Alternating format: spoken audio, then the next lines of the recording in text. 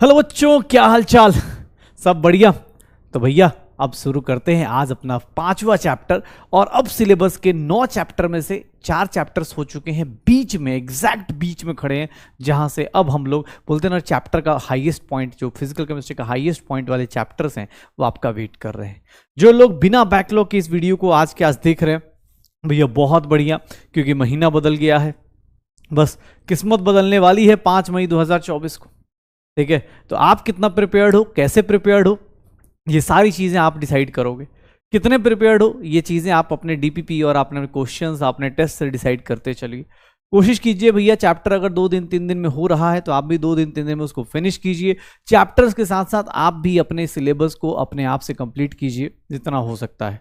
जो लोग मतलब अभी भी लगे पड़े हैं भैया, आप तो डर जाओ, क्योंकि अब गिने चुने दिन बचे हैं।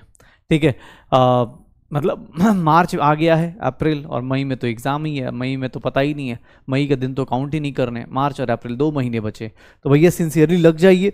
हम लोगों के पास टोटल 9 चैप्टर्स हैं, उसमें से मैंने अभी तक आपके देखेंगे तो हम लोगों ने ये 2 चैप्टर्स शुरुआत में करे, फिर ये करा और आज हम लोग ये चैप्टर स्टार्ट करने वाले हैं। तो मतलब अब इसके बाद मेनली अपने को 3 चैप्टर मेन बचेंगे। कौन कौन से? Chemical equilibrium, ionic equilibrium, electrochemistry, और उसके बाद रेडॉक्स रिएक्शन बीच में भी आ जाएगा क्योंकि इलेक्ट्रो से पहले आ जाएगा।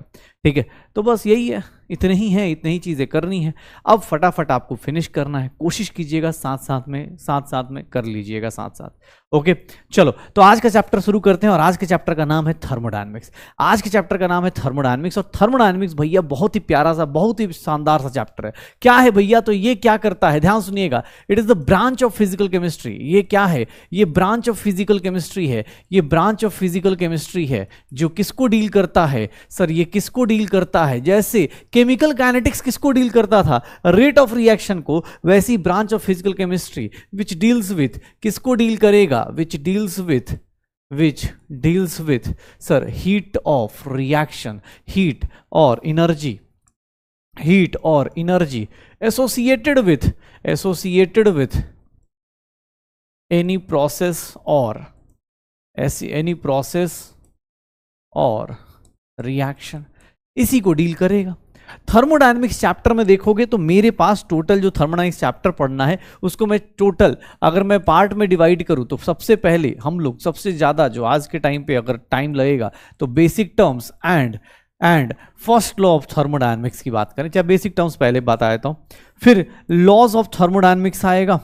लॉज ऑफ थर्मोडायनेमिक्स आएगा, बेसिक टर्म्स करने के बाद लॉज ऑफ थर्मोडायनेमिक्स आ जाता है। और लॉज ऑफ थर्मोडायनेमिक्स में देखोगे तो जीरोथ लॉ आता है, फर्स्ट लॉ आता है, सेकंड लॉ आता है और लास्ट में थर्ड लॉ आ जाता है। ये टोटल 4 लॉज की कहानी है, zeroth, first, second and third law. फिर हम लोग बात करते हैं यहाँ पर तो कुछ बेसिक टर्म्स आते हैं जैसे इंट्रोपी, गिव्स एनर्जी, इन सब का आपस में relation, gives energy, and the last one जिसको हम लोग बढ़ते हैं थर्मोकेमिस्ट्री के फॉर्म में वो हम लोगों के पास आ जाता है। तो ये टोटल 4 टॉपिक्स में डिवाइड है ये चैप्टर। भैया ये किसके बारे में बात करेगा? Basic terms, laws of thermodynamics, zeroth, first, second, third law, sir entropy, गिव्स एनर्जी, थर्मोकेमिस्ट्री, इन 4 लोगों के बारे में स्पेशली बात करने वाला है थर्मोडायनेमिक्स। अब इन लोगों के साथ देखोगे तो इन लोगों के साथ अपने पास देखें तो हम लोगों के साथ क्या आता है? सर थर्मोडायनेमिक्स की बात करें तो थर्मोडायनेमिक्स में मेरे पास सबसे पहली चीज शुरुआत होती है कि क्योंकि इस चैप्टर में ना बहुत टर्म्स बहुत यूज होंगे, आइसोथर्मल, एडियाबेटिक, ये सब चीजें, तो हमें पता होना चाहिए कि भैया किसके लिए हम पढ़ रहे हैं, मतलब किसके अंदर के चेंजेस देख रहे हैं, कैसे चेंजेस देख रहे हैं, ये चीजें हमें पता होनी चाहिए। तो थर्मोडायनेमिक्स जब हमें स्टार्ट करते हैं, जब ये चैप्टर स्टार्ट करते हैं तो सबसे पहले हम कुछ टाइम गुजारते हैं कहाँ पर? गुजरात में नहीं, कुछ टाइम गुजारते हैं हम लोग कहाँ पर सर? बेसिक टर्म्स में। हाँ मतलब ऐसा नहीं कि कुछ टाइम गुजारिए तो हमारे मतलब गुजरात में, या कुछ टाइम गुजारी है हमारे मध्य प्रदेश में, ऐसा कुछ नहीं है। ठीक है, कुछ टाइम हम लोग कहाँ गुजारते हैं? बेसिक टर्म्स में। ठीक है, बेसिक टर्म्स के बाद हम लोग फिर लॉज ऑफ थर्मोडायनेमिक्स चालू करते हैं, जैसे उसमें जीरोथ और फर्स्ट लॉ मेजर इंपॉर्टेंट होते हैं। जीरोथ लॉ तक नाम का ही जीरो है तो जीरोथ लॉ बस ऐसे ही पढ़ लेते हैं। इंट्रोपी, गिव्स एनर्जी और थर्मोकेमिस्ट्री, यही 4 चीजें पढ़नी है। 3 दिन का टाइम है, करना शुरू करते हैं। ठीक है, चलो सबसे पहले बेसिक टर्म्स की बात करते हैं। तो सर बेसिक टर्म्स में बहुत ज़्यादा लिखने की जरूरत नहीं है, आप सिंपल सी चीज़ समझिएगा। सिस्टम किसको बोलते हैं? सिस्टम मतलब जहाँ पर आप जिसके ऊपर ऑब्जर्वेशन करते हो। जैसे मैं अपने घर पे चाय बना रहा हूँ तो मैं किसको ऑब्जर्व करूँगा? चाय की मतलब जो बर्तन होगा उसको ऑब्जर्व करूँगा। सर चाय बनाऊंगा तो उसको ऑब्जर्व करूँगा। हाँ, उसको अगर चाय बन के गिर जाए, साइड में गिर जाए, तो उससे साइड वाला क्या होगा? सराउंडिंग कहलाएगा। सिस्टम क्या है? जिसके ऊपर आप ऑब्जर्वेशन करते हो। अगर मैं ये बोलूँ कि ये सिस्टम है, सर ये क्या है? मेरा सिस्टम है, इसके अंदर मैं ऑब्जर्वेशन कर रहा हूं, चाय बन रही है। सर इसके बगल में क्या होगा? सराउंडिंग होगा। सिस्टम है, ये क्या है? सराउंडिंग है। सर ये क्या है? सराउंडिंग है। और सिस्टम प्लस सराउंडिंग को मिला देंगे। सिस्टम प्लस सराउंडिंग को अगर मिला दिया जाए तो सिस्टम प्लस सराउंडिंग को मिला देंगे तो हम लोग क्या बोल देते हैं? यूनिवर्स बोल देते हैं। सर सिस्टम और सराउंडिंग को मिला दिया जाए तो क्या बोल दिया जाएगा? यूनिवर्स बोल दिया जाएगा। System and surrounding are separated by a boundary, इसको हम लोग क्या बोल देते हैं? बाउंड्री और वॉल बोल देते हैं। बाउंड्री और वॉल बोल देते हैं। तो देख लो मैंने क्या बोला, थर्मोडायनेमिक्स में ये कुछ बेसिक टर्म्स पता होने चाहिए। क्या? सिस्टम वो जिसके ऊपर स्टडी किया जाए, सराउंडिंग वो जो remaining part of the universe हो, जो इंटरेक्ट कर सकता है सिस्टम के साथ, क्या करे? इंटरेक्ट कर पाए, उसको क्या बोलेंगे? सराउंडिंग। यूनिवर्स किसको बोलते हैं? तो जो सिस्टम प्लस सराउंडिंग से मिलकर बना हो, जो सिस्टम प्लस सराउंडिंग से मिलकर बना हो, उसी को क्या बोल देंगे? यूनिवर्स। बाउंड्री क्या है? तो सर वो रियल भी हो सकती है, इमेजिनरी भी हो सकती है। याद रखिएगा, बाउंड्री कैन बी रियल और इमेजिनरी। जैसे मैं और मेरे इस कैमरे के बीच में क्या है? सर इमेजिनरी वॉल है। कैसे? मैं बोल रहा हूं, कैमरा कैच कर रहा है, ये इमेजिनरी वॉल है, बीच में एयर्स की एक इमेजिनरी वॉल है। मैं एक सिस्टम हूं, वो एक सराउंडिंग है जो मेरी चीजों को कैच कर रहा है। सिमिलरली आप जैसे अभी पढ़ के पढ़ाई कर रहे हैं और आपका मोबाइल, एक दोनों के बीच में क्या है? एक इमेजिनरी वॉल है। किसके बीच का? सर ऑब्वियस है, बीच में एयर्स होंगे, तो ये इमेजिनरी भी हो सकता है, रियल भी हो सकता है। सिस्टम, सराउंडिंग और बाउंड्री। अब देखोगे तो सिस्टम के ऊपर भी हम लोग टाइप्स ऑफ सिस्टम बना सकते हैं। कैसे types of system? Sir system जिसके ऊपर स्टडी करते हैं वो 3 टाइप का हो सकता है। कैसे कैसे? सर सबसे पहले ओपन सिस्टम। ओपन सिस्टम किसको बोलते हैं? Sir open system 3 system type के सिस्टम होते हैं। ओपन सिस्टम, क्लोज सिस्टम और सर क्लोज सिस्टम और आइसोलेटेड सिस्टम। ओपन सिस्टम का मतलब हो गया कि सब कुछ भैया आप अपने साथ मैटर और एनर्जी सब कुछ एक्सचेंज कर सकते हैं। मतलब दिस टाइप ऑफ चेंज कैसे? मैटर एज वेल एज किसको? एनर्जी को भी एक्सचेंज कर सकते हैं। मतलब matter as well as energy भी सराउंडिंग के साथ क्या होगा? चेंज होगा। Matter as well as energy भी क्या होगी? सराउंडिंग के साथ क्या होगी? चेंज होगी। यहां पर देखेंगे तो ये क्लोज सिस्टम में सिर्फ एनर्जी एक्सचेंज कर सकते हैं। जैसे चाय बनाते हुए देखा है बर्तन को, उसमें क्या होता है? चाहे मम्मी लोग सब्जी बनाते हुए या खुद बनाते हुए देखा हो तो कैसा होता है कि सर उसमें कभी कुछ डाल रहे हैं, कभी कुछ डाल रहे हैं, कभी कुछ कर रहे हैं, कभी कुछ कर रहे हैं। उसमें क्या होता है? कभी हीट ज़्यादा कर रहे हैं, कभी हीट कम कर रहे हैं। तो उसको क्या बोलते हैं? ओपन सिस्टम की खुला हुआ सिस्टम है, उसको बार बार आप चेंजेस कर सकते हो। ओपन सिस्टम मतलब सर उसकी बाउंड्री क्या है? सर सील्ड नहीं है, आप सील्ड नहीं है, ना ही आपकी इंसुलेटेड है, ना ही सील्ड है, ना ही इंसुलेटेड है, ना ही आपकी सील्ड है और ना ही आपके पास क्या है? सील्ड और इंसुलेटेड। ठीक है, ना ही इंसुलेटेड है। क्यों? क्योंकि सर आप क्या कर रहे हो? देखोगे यहां पर अगर मैं इसका पिक्चर बनाऊं तो यहां क्या होगा? सर मैटर मास एक्सचेंज हो रहा है और एनर्जी एक्सचेंज भी हो रहा है। मास एक्सचेंज भी अलाउड है, एनर्जी एक्सचेंज भी अलाउड हो रहा है। लेकिन इसके केस में देखोगे जैसे प्रेशर कुकर होता है, प्रेशर कुकर में क्या हो जाता है कि सर आपका जो एनर्जी का एक्सचेंज है, आप मास का एक्सचेंज नहीं कर सकते क्योंकि आपने एक बार प्रेशर कुकर बंद कर दिया, आप बार बार खोलोगे नहीं। हाँ, एनर्जी को ज्यादा या कम कर सकते हो तो मास का एक्सचेंज कर सकते हो। एनर्जी का एक्सचेंज, मास का एक्सचेंज नहीं कर सकते, एनर्जी का एक्सचेंज कर सकते हैं। यहां पर देखोगे तो भैया कुछ भी नहीं कर पाओगे। इस टाइप के सिस्टम को हम लोग क्या बोलते हैं कि ना मास एक्सचेंज होगा, ना मास एक्सचेंज होगा, ना एनर्जी एक्सचेंज होगी। ना मास एक्सचेंज होगा, ना एनर्जी एक्सचेंज होने वाली है, कुछ भी एक्सचेंज नहीं होगा। मास और एनर्जी में से कुछ भी एक्सचेंज नहीं होने वाला। ये ओपन सिस्टम है, ये क्लोज है, आइसोलेटेड है। आइसोलेटेड कुछ भी नहीं करेगा, आइसोलेटेड कुछ भी नहीं करेगा। आइसोलेटेड सिस्टम मतलब ना मास एक्सचेंज करेंगे ना उससे ओपन, ये देख लो, ना मास एक्सचेंज होगा ना एनर्जी एक्सचेंज होगी। ओपन में क्या होता है? दोनों एक्सचेंज होते हैं। इसके केस में क्या होता है? क्लोज में क्या होता है? मास नहीं होगा, एनर्जी होगी। और आइसोलेटेड की बात करें तो मास और एनर्जी में से दोनों में से कुछ भी नहीं हो पाएगा। तो ओपन, क्लोज्ड और आइसोलेटेड सिस्टम में ऐसा काम करेंगे पक्का। सर देख लीजिए रिएक्टेंट्स, अब एग्जांपल्स आपके सामने पड़े। हम सब लोग क्या है? ह्यूमंस क्या है? ओपन सिस्टम है। एनिमल्स क्या है? ओपन सिस्टम है। क्यों? क्योंकि हमारे अंदर क्या हो रहा है? सर मास और एनर्जी दोनों ही चेंज हो रहा है। लेकिन हाँ, अगर कोई जैसे प्रेशर कुकर हो गया, टी केटली हो गया, ये सब क्या हो गए सर, ये सब क्या हो जाते हैं, क्लोज सिस्टम हो जाते हैं। आइसोलेटेड सिस्टम ऑब्वियस है, थर्मस फ्लास्क होते हैं, थर्मस फ्लास्क होते हैं, इनके केस में सर इनका बाउंड्री क्या होता है, सील्ड होता है एज वेल एज इंसुलेटेड भी होता है, सील्ड होता है एज वेल एज इंसुलेटेड होता है। इनकी बाउंड्री की बात करें तो ये सील्ड होगा बट नॉट इंसुलेटेड। इंसुलेटेड का मतलब क्या होता है, बाउंड्री दो टाइप की होगी। अब ध्यान सुनिएगा, पहले सिस्टम तीन टाइप का पढ़ा, ओपन, क्लोज्ड और आइसोलेटेड। ओपन मतलब कि भैया जिसमें एनर्जी एक्सचेंज हो जाए, मास एक्सचेंज है। क्लोज मतलब जिसमें मास एक्सचेंज ना हो, एनर्जी का एक्सचेंज है। आइसोलेटेड मतलब कुछ भी एक्सचेंज ना हो पाए। अब इसी की बात पे वॉल्स की बात करें या बाउंड्री की बात करें, बाउंड्री या फिर वॉल्स की बात करें तो वॉल्स और बाउंड्री देखना अपने पास, ये कितने टाइप के होते हैं। तो सर टाइप में बात करेंगे, सबसे पहले हीट कंडक्टिंग होते हैं, हीट कंडक्टिंग, या फिर इसी को हम लोग बोल देते हैं डायाथर्मिक वॉल्स। हीट कंडक्टिंग या फिर क्या बोल दिया जाता है, डायाथर्मिक वॉल्स।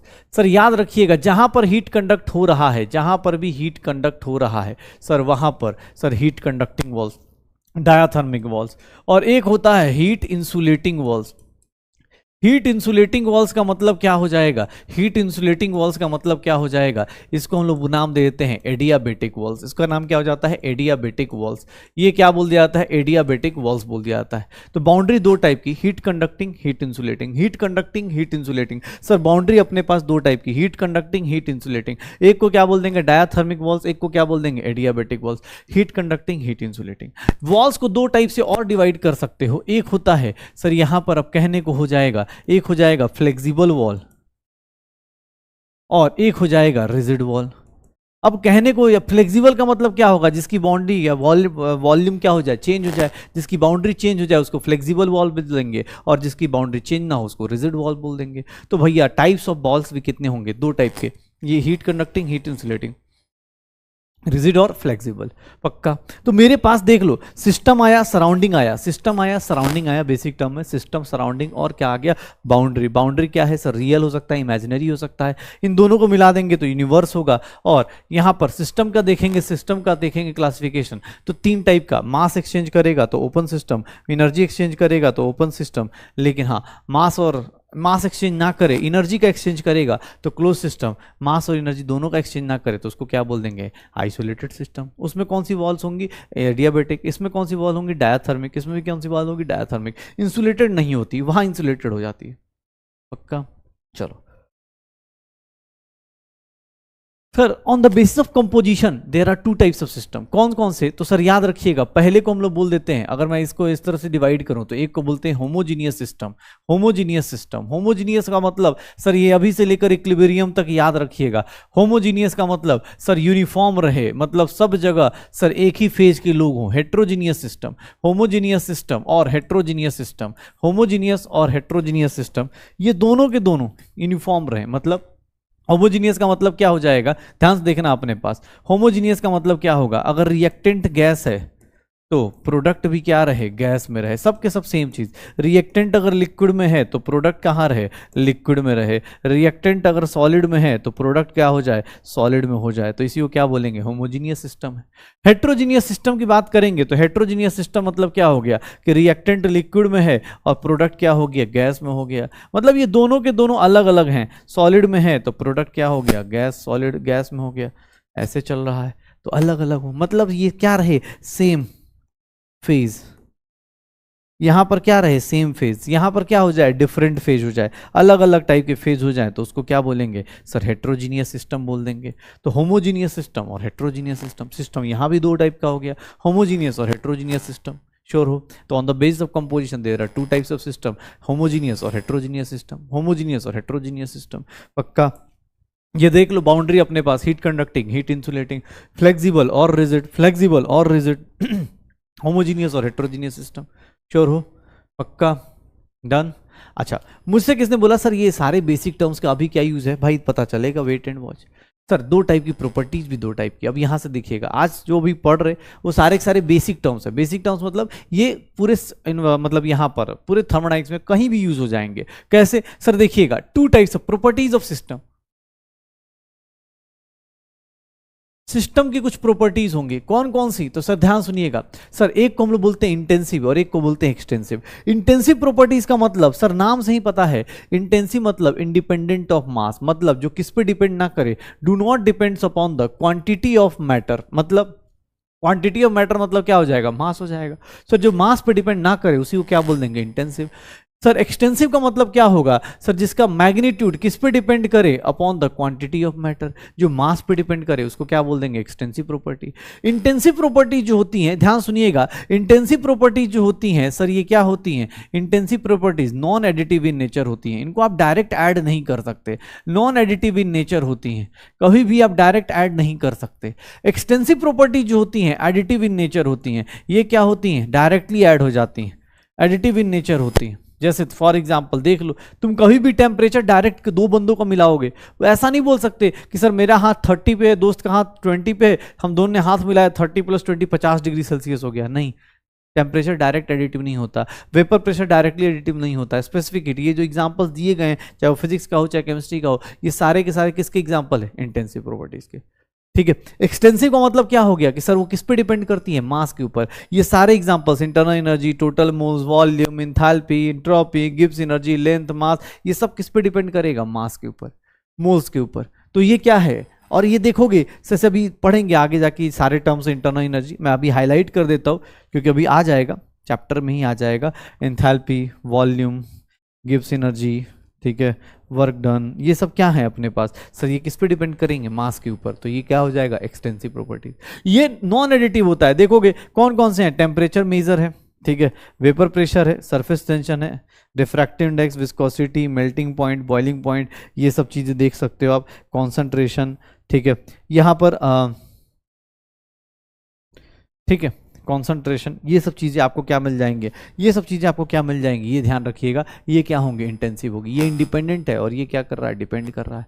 एक दो चीज़ें और, अगर कोई इंटेंसिव प्रॉपर्टी है तो ये इंडिपेंडेंट है, तो ऑब्वियस आप सबको क्या चाहोगे, ऐसी चीज़ें चाहोगे कि सब लोग क्या हो जाए, इंडिपेंडेंट हो जाए, सब लोग क्या हो जाए, इंडिपेंडेंट हो जाए। तो कैसे होगा इंडिपेंडेंट, तो इसके लिए ध्यान सुनिएगा, एक बेसिक रूल होता है कि सर अगर एक्सटेंसिव प्रॉपर्टी है तो एक्सटेंसिव प्रॉपर्टी को किससे डिवाइड कर दो, एक्सटेंसिव प्रॉपर्टी को सर अगर मास से डिवाइड कर दोगे, मास से डिवाइड कर दोगे तो वो किस में कन्वर्ट हो जाता है, इंटेंसिव प्रॉपर्टी में।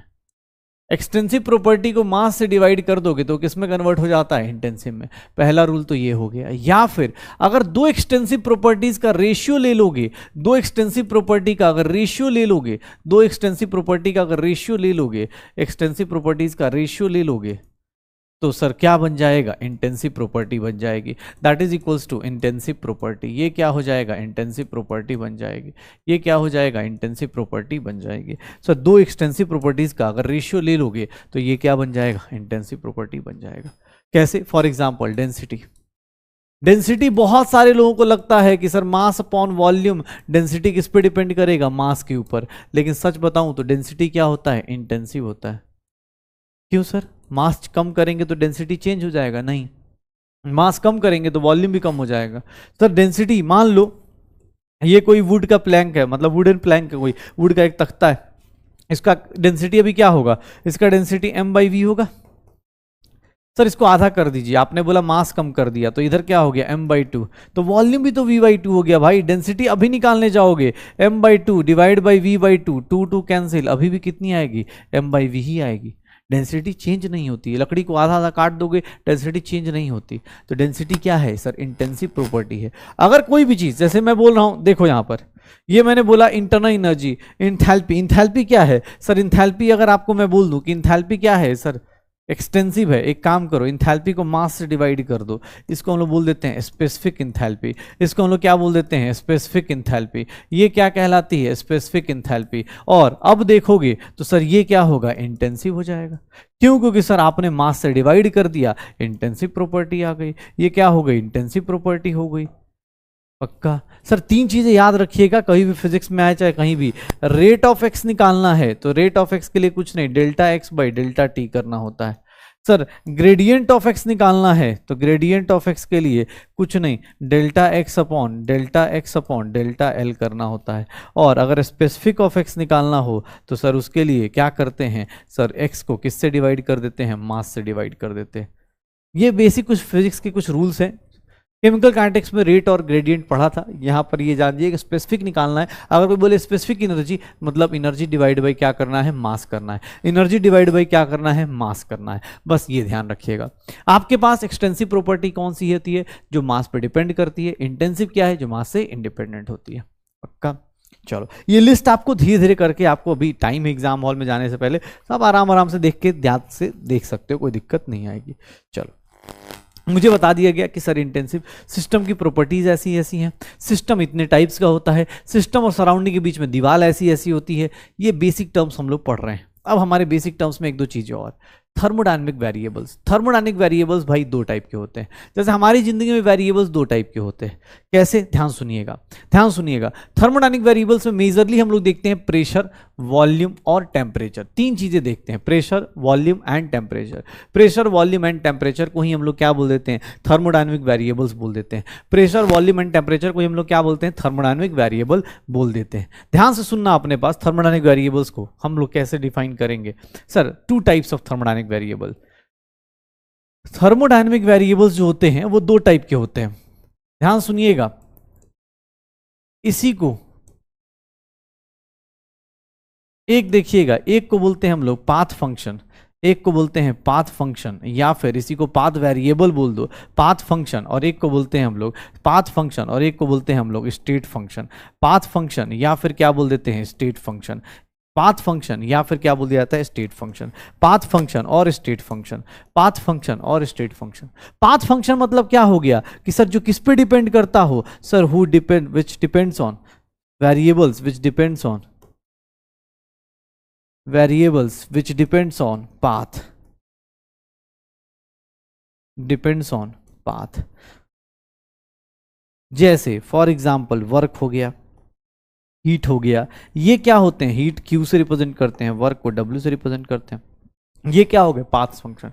मतलब जो रास्ते पे डिपेंड करते हो, जो रास्ते पे डिपेंड करते हो। लेकिन स्टेट फंक्शन क्या होता है, जिसकी value, sir variables which depend on initial and final condition, depend only on initial and final condition। इनको कोई मतलब नहीं, initial and final condition, final state of system, irrespective of their path, irrespective of their path। अपने रास्ते से कोई मतलब नहीं सर। आपको सीधा सीधा सच बताऊं तो ये किस पे डिपेंड करेंगे, सर इनको ना, जिसकी वैल्यू किस पे डिपेंड करे, इनिशियल और फाइनल स्टेट पे। मतलब कैसे गई इससे बात फर्क नहीं पड़ रहा, आप इनिशियली कहां थे, फाइनल कहां थे। जैसे आपके रिलेटिव्स होते हैं, they are behave as a state function. क्यों, वो सीधा सीधा ये पूछते हैं कि बेटा पिछले साल कितने नीटे मार्क्स थे, इस साल कितने हैं, या उस बच्चे कितने आए, तुम्हारे कितने आए। वो क्या, उनको मतलब नहीं कि तुम्हारे साथ डेली लाइफ में क्या हो रहा है, तुम्हारी जिंदगी में और क्या चल रहा है। उनको कोई मतलब नहीं कि तुम्हारी लाइफ में कुछ और मेंटली प्रॉब्लम चल रही है, या सिलेबस छूट रहा है, बैकलॉग हो रहा है। उनको कोई फर्क नहीं पड़ रहा। वो सीधा सीधा किसकी तरह बिहेव करते हैं, स्टेट फंक्शन की तरह। उनको इनिशियल नंबर से मतलब है, बाद के नंबर से मतलब है कि अच्छा बेटा चेंज इतना दिख गया। अगर पॉजिटिव चेंज दिखा तो बोलेंगे वाह क्या बच्चा है यार, क्या अच्छा बच्चा है, हमने तो बताया था कि PW की क्लास करो, ऐसा करो वैसा करो। और अगर निगेटिव चेंज दिख गया तो फिर बोलेंगे अरे भैया हमने तो पहले ही पता था कि ये मोबाइल देखता है दिन भर, ये दिन भर खाली मोबाइल देखता है, पढ़ाई थोड़ा ना करता है, मोबाइल पे थोड़ा ना पढ़ाई होती है, यहाँ का लड़का वहाँ गया तो वो हो गया। ऐसी बातें करेंगे। तो स्टेट फंक्शन क्या है, इसको कोई मतलब नहीं कि सर रास्ते किस रास्ते से जा रहे हो, कैसे जा रहे हो। ये इनिशियल देखेगा और फाइनल देखेगा। सर इसके एग्जांपल्स जितने भी अभी पढ़ेंगे हम लोग, जितने भी हम लोग एग्जांपल्स पढ़ने वाले हैं वो सारे इसके ही एग्जांपल्स पढ़ेंगे। चाहे वो इंटरनल एनर्जी हो, चाहे वो इंटरनल एनर्जी हो, चाहे वो इंट्रोपी हो, चाहे वो गिब्स एनर्जी हो, चाहे वो इंथैल्पी हो, ये सब के सब क्या है, स्टेट फंक्शन है। स्टेट फंक्शन अगर कोई बोल दिया, स्टेट फंक्शन अगर कोई बोलता है तो सर वो किस पे डिपेंड करेगा, इनिशियल और फाइनल पे। पाथ फंक्शन बोलेगा जैसे वर्क और हीट हैं तो ये किस पे डिपेंड करेंगे, रास्ते पे डिपेंड करेंगे। इनको रास्ते से कोई मतलब नहीं होता, ठीक है, इनको रास्ते से मतलब नहीं होता। इनिशियल देखो, फाइनल देखो, इनिशियल फाइनल देखो, उनके बीच का डिफरेंस निकाल दो, कहानी खत्म हो जाएगी। इनिशियल देखो, फाइनल देखो, उनके बीच का डिफरेंस निकाल दो, कहानी फिनिश हो जाएगी। देख लो ना, ये है state function independent of the path taken. Sir ये किस पे डिपेंड करेगा, सिर्फ स्टेट ऑफ द सिस्टम पे। सर सारे रास्ते से, किसी भी रास्ते से जाओ सेम वैल्यू आने वाली है। लेकिन अगर तुम यही बात इस पे करो, depends on the path, depends on the how the state of, मतलब जैसे तुम्हारी रास्ते, तुम्हारी जिंदगी है। देखो रिश्तेदारों के लिए क्या है, तुम स्टेट फंक्शन हो, तुम्हारे लिए क्या करेंगे, अरे बेटा पिछले साल तुम्हारे कितने थे, इस साल कितने, उनको कोई मतलब नहीं। लेकिन तुम्हें अपने आप से या तुम्हारे आसपास रहने वाले, या जैसे हम ही टीचर्स डेली मिल रहे हैं तो हम एक दूसरे को बोल रहे हैं कि भाई पढ़ाई शुरू कर दो, ये आ गया वो हो गया। हमें पता है कि यार रास्ता ऐसा मतलब इतना मुश्किल भी नहीं है और इतना आसान भी नहीं है, दोनों के बीच का रास्ता है। अब आपके ऊपर है, अगर आप कंसिस्टेंटली पढ़ाई कर रहे हैं तो आपका सिलेक्शन होगा। तो हम डेली एक दूसरे को मोटिवेट कर रहे हैं, डेली एक टाइम पे मिल रहे हैं कि ना बेटा करना तो है, करना तो है, करना तो है। जो चीज़ें 12 लेक्चर में होती है हम 3 लेक्चर में करेंगे, कैसे करेंगे वो हमें पता है, आपको कैसे करना है वो आपको पता है, पक्का। तो देख लो ये हर एक दिन का मिल रहा है इनको, मतलब इससे मतलब फर्क पड़ता है कितने से कितना टाइम गया है। डिफरेंट पाथ में result in different values. Sir ये इसके कौन कौन से एग्जांपल्स हैं, हीट और वर्क। तो पाथ फंक्शन और स्टेट फंक्शन दो टाइप की चीजें आई, पाथ फंक्शन और स्टेट फंक्शन दो टाइप की चीजें आई, और उनको देख लीजिएगा, उनको देख लीजिएगा। जब भी आपको मौका मिले आप उसके हिसाब से करते चले जाइए। कभी भी मौका मिले आप इंटरनल ये जितने भी स्टेट फंक्शन पाथ फंक्शन है जहां भी लिखा हो समझ जाना कि भैया स्टेट फंक्शन पाथ फंक्शन की बातें ऐसी होंगी, पक्का। मेरी लाइफ में 2 ही पाथ फंक्शन हमें इस चैप्टर में पढ़ने हैं, 2 ही पाथ फंक्शन हमें इस चैप्टर में पढ़ने हैं। कौन कौन से, तो सर वो हीट है और एक क्या है, वर्क है। एक हीट है एक क्या है, वर्क है। अलग अलग देख लो हीट और वर्क। हीट और वर्क की कैलकुलेशन में पहले आते हैं हम लोग। हीट और वर्क कैसे निकालते हैं, what is heat. Heat is nothing. Heat is represented by Q. Heat is defined as the energy, quantity of energy which कब से कब फ्लो करता है, which flows from high temperature to low temperature. Sir ये किस पे depend करेगा, path dependent quantity है, पाथ डिपेंडेंट क्वांटिटी है। हीट जो होती है वो पाथ पे डिपेंड करती है। अब हीट इतनी ज्यादा पाथ पे डिपेंड करती है कि हम हीट को 2 पार्ट में तोड़ देते हैं। ध्यान सुनिएगा, आप फिजिक्स में थर्मोडायनेमिक्स में भी ये टॉपिक पढ़ते हैं, इसीलिए यहां पर थोड़ा रिवाइज भी हो जाता है। हीट को देखेंगे तो सर आप ना 2 पार्ट में तोड़ देते हैं। एक को बोलते हैं सेंसिबल हीट और एक को बोलते हैं हम लोग लैटेंट हीट। एक को बोलते हैं हम लोग लैटेंट हीट, सेंसिबल हीट, और एक को बोलते हैं हम लोग latent heat. Sir sensible heat और लैटेंट हीट देख लो अपने पास, सेंसिबल हीट और लैटेंट हीट, सेंसिबल हीट और लैटेंट हीट देखना, सेंसिबल हीट और लैटेंट हीट क्या होगा। सेंसिबल हीट क्या होता है, तो सर सेंसिबल हीट का मतलब क्या हो जाएगा, देखना अपने पास। यहां पर बात की जाए सेंसिबल हीट की तो सर यहां पर मेरे पास 3 टाइप की, यहां पर सेंसिबल हीट निकालने के 3 फॉर्मूले आते हैं। बस याद रखने का तरीका ये है कि भैया अभी मैं बता भी दूंगा, लेकिन हाँ मेन आपको ये देख लीजिएगा। सर सी क्या होता है, हीट कैपेसिटी होती है। मैं क्या करता हूं इसको अभी फॉर्मूला ही बता दूंगा, लेकिन आप बस ये देख लीजिए, यूनिट्स देख लीजिए, जूल्स पर केल्विन। सर केल्विन पर केल्विन है, केल्विन से केल्विन मल्टीप्लाई हुआ, आंसर क्या आ जाएगा। सेंसिबल हीट निकालने का एक तरीका ये भी है, M C delta T. Sir ये सी क्या है, स्पेसिफिक हीट कैपेसिटी। सर आपको कुछ नहीं, आपको एग्जाम हॉल में कब कौन सा फॉर्मूला यूज करना है उसके लिए कुछ नहीं, आपको सीधा सीधा दिया होगा, आपको सीधा सीधा दिया होगा सर केजी -1 या ग्राम वर -1। सर आपको कुछ नहीं, हीट कैपेसिटी का यूनिट देखिए और यूनिट डायमेंशन लगा दीजिए, यूनिट डायमेंशन लगाइए। आपको ही पता है आपको हीट किस में मिलना है, जूल में मिलना है, तो सर इसकी हीट कैपेसिटी देख लीजिए। Sir heat capacity specific heat capacity में क्या रिलेशन है पता चल जाएगा, लेकिन हाँ पहले ये फॉर्मूले देख लीजिए कैसे कैसे निकाल सकते हैं। Third formula sir sensible heat निकालने का ये भी होता है, Cm is known as molar heat capacity. ये क्या होता है, मोलर हीट कैपेसिटी होता है। और मोलर हीट कैपेसिटी का यूनिट देख लोगे तुम्हें पता चल जाएगा, जूल्स पर केल्विन पर मोल, जूल्स पर केल्विन पर मोल। ये देख लो अपने पास, n is nothing number of moles हो गया, n is nothing number of moles हो गया। तो सेंसिबल हीट देखोगे, सेंसिबल हीट देखोगे, सेंसिबल हीट अपने पास कौन कौन से होंगे, 1 2 एंड 3। 3 ही तरीके से आप सेंसिबल हीट निकाल सकते हो। सेंसिबल हीट क्या होता है, सर ये क्या करता है, सेंसिबल हीट के बारे में बात करें, सेंसिबल हीट किसके बारे में बात करता है, तो ये क्या होता है सर, ये किसको, ये कब होता है, heat required to change the temperature without to change the temperature without change the temperature without changing phase, without changing phase। Sir latent heat क्या होता है, तो लैटेंट हीट को डिफाइन किया जाए तो ये क्या होता है, heat required to change the phase at constant temperature and pressure. याद रखिएगा sir, constant temperature and pressure पे, कांस्टेंट टेम्परेचर एंड प्रेशर पे, कांस्टेंट टेम्परेचर एंड प्रेशर पे जो आप हीट चेंज करते हैं या हीट रिक्वायर्ड होता है। कितने लोगों को लगता है टेम्परेचर कांस्टेंट है तो हीट की जरूरत नहीं पड़ेगी? जरूरत है भाई। सर दो टाइप की हीट होती है, एक सेंसिबल हीट होती है, एक लैटेंट हीट होती है। सेंसिबल हीट और लैटेंट हीट में डिफरेंस है। सेंसिबल हीट टेम्परेचर चेंज करता है, लैटेंट हीट सिर्फ और सिर्फ क्या चेंज करता है? फेज चेंज करता है। मतलब सॉलिड से लिक्विड, लिक्विड से गैस, सॉलिड से गैस, ऐसे चेंजेस करेगा तो उसको लैटेंट हीट बोलेंगे। सर सेंसिबल हीट अपने पास, सेंसिबल हीट अपने पास सर टेम्परेचर चेंज करता है, इसीलिए इसके फॉर्मूले में डेल्टा टी आ रहा है। लेकिन अगर आप इसके फॉर्मूले में जाएंगे, अगर आप इसके फॉर्मूले में जाएंगे तो इसके फॉर्मूले में देखेंगे सर लैटेंट हीट का फॉर्मूला अगर मैं आपको लिखूं तो QL is nothing mass into latent heat. ml, sir m क्या हो गया? इसका यूनिट क्या होगा? जूल्स पर ग्राम होगा, तो ये किस में ले लेंगे? ग्राम में। जूल्स पर केजी है तो ये किस में ले लेंगे? जूल्स केजी में। सर ml या फिर n इंटू एल। n क्या है सर? नंबर ऑफ मोल्स, और ये कब लेंगे? जब जूल्स पर मोल दिया होगा। बस इसका एक ही फॉर्मूला आएगा। लैटेंट हीट अपने पास, देखो सीधी सी बात है, ध्यान सुनना। देखो भाई, कोई सॉलिड है, ठीक है, वो लिक्विड में जाएगा और लिक्विड कहां जाएगा? गैस में जाएगा।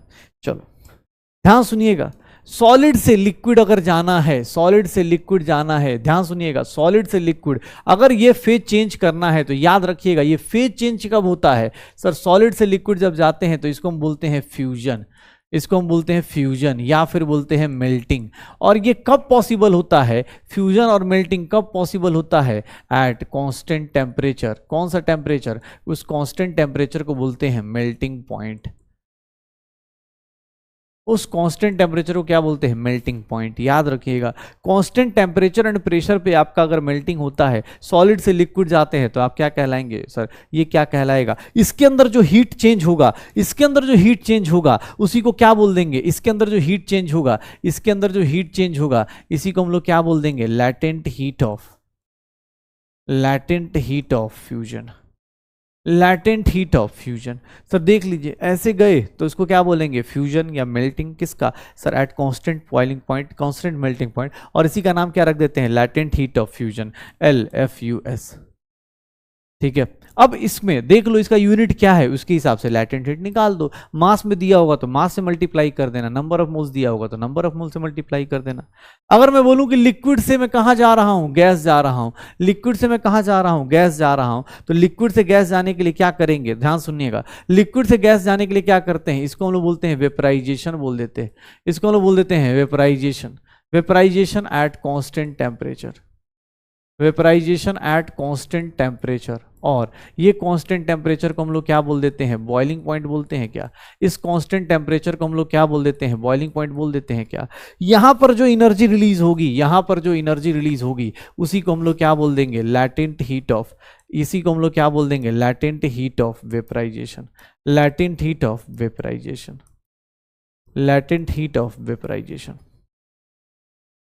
सर देख लो, सर ये कांस्टेंट टेम्परेचर पे होता है, याद रखना, जब भी होगा कांस्टेंट टेम्परेचर पे होगा, ये बॉइलिंग पॉइंट पे होगा, ये मेल्टिंग पॉइंट पे होगा। जैसे फॉर एग्जांपल कोई बोल दे, ध्यान सुनना, अगर मैं बोलता हूं आइस एट -10 डिग्री सेल्सियस है, चलो आइस का मतलब वाटर का तो मेल्टिंग पॉइंट पता है ना, अगर मैं इसको वाटर में कन्वर्ट करने जाऊंगा तो कितने टाइप की हीट होंगे? वाटर एट 10 डिग्री सेल्सियस अगर कन्वर्ट करने चला जाऊं कितने होंगे बताओ? आइस से -10 से वाटर डायरेक्ट जा सकता है क्या? नहीं। क्या करना पड़ेगा? सर पहले आइस को ही, आइस का टेम्परेचर पहले कहां लेके आना पड़ेगा? 0 डिग्री सेल्सियस। ये कौन सा हीट होगा? सेंसिबल हीट होगा, सेंसिबल हीट होगा। सर यहां पर number of moles of ice, C of ice into delta T लेना पड़ेगा, फाइनल माइनस इनिशियल। फिर सर देखेंगे आइस से आप किस में कन्वर्ट करेंगे? वाटर एट 0 डिग्री सेल्सियस पे।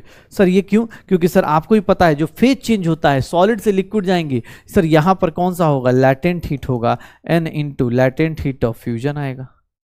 और यहां से यहां जाएंगे तो सर फेज सेम रहा, कौन सा हीट होगा? तो सेंसिबल हीट होगा। Sir number of moles of water, C of water delta T हो जाएगा।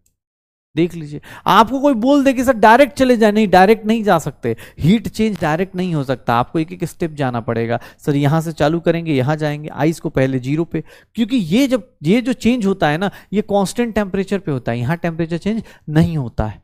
सेंसिबल हीट में क्या है, टेम्परेचर चेंज होता है। सेंसिबल हीट में क्या होता है, टेम्परेचर चेंज होता है। तो देख लीजिए सेंसिबल हीट के 3 फॉर्मूले बताए, कौन कौन से सर, ये देखिएगा, C डेल्टा टी, या फिर MC डेल्टा टी, या फिर NCM डेल्टा टी। ये देख लो सर, यहां से 2-3 चीजें ध्यान रखिएगा। क्या सर, C मतलब हीट कैपेसिटी, मैं देखो सीधा सीधा देख रहा हूं हीट कैपेसिटी। ये देख लो MC, ये क्या है सर, MC मतलब ये देखो, ये देखो इसको क्या बोलेंगे, स्पेसिफिक हीट कैपेसिटी। ये क्या है, स्पेसिफिक हीट कैपेसिटी है।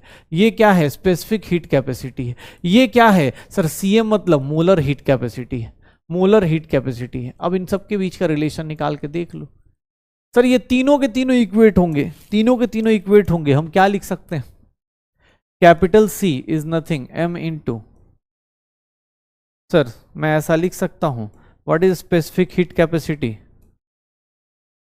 अभी जस्ट पढ़ा भी था, specific heat capacity is nothing, heat capacity को किससे डिवाइड कर दो, मास से डिवाइड कर दो। हीट कैपेसिटी को किससे डिवाइड कर दो, मास से डिवाइड कर दो। सर क्या आ जाएगा,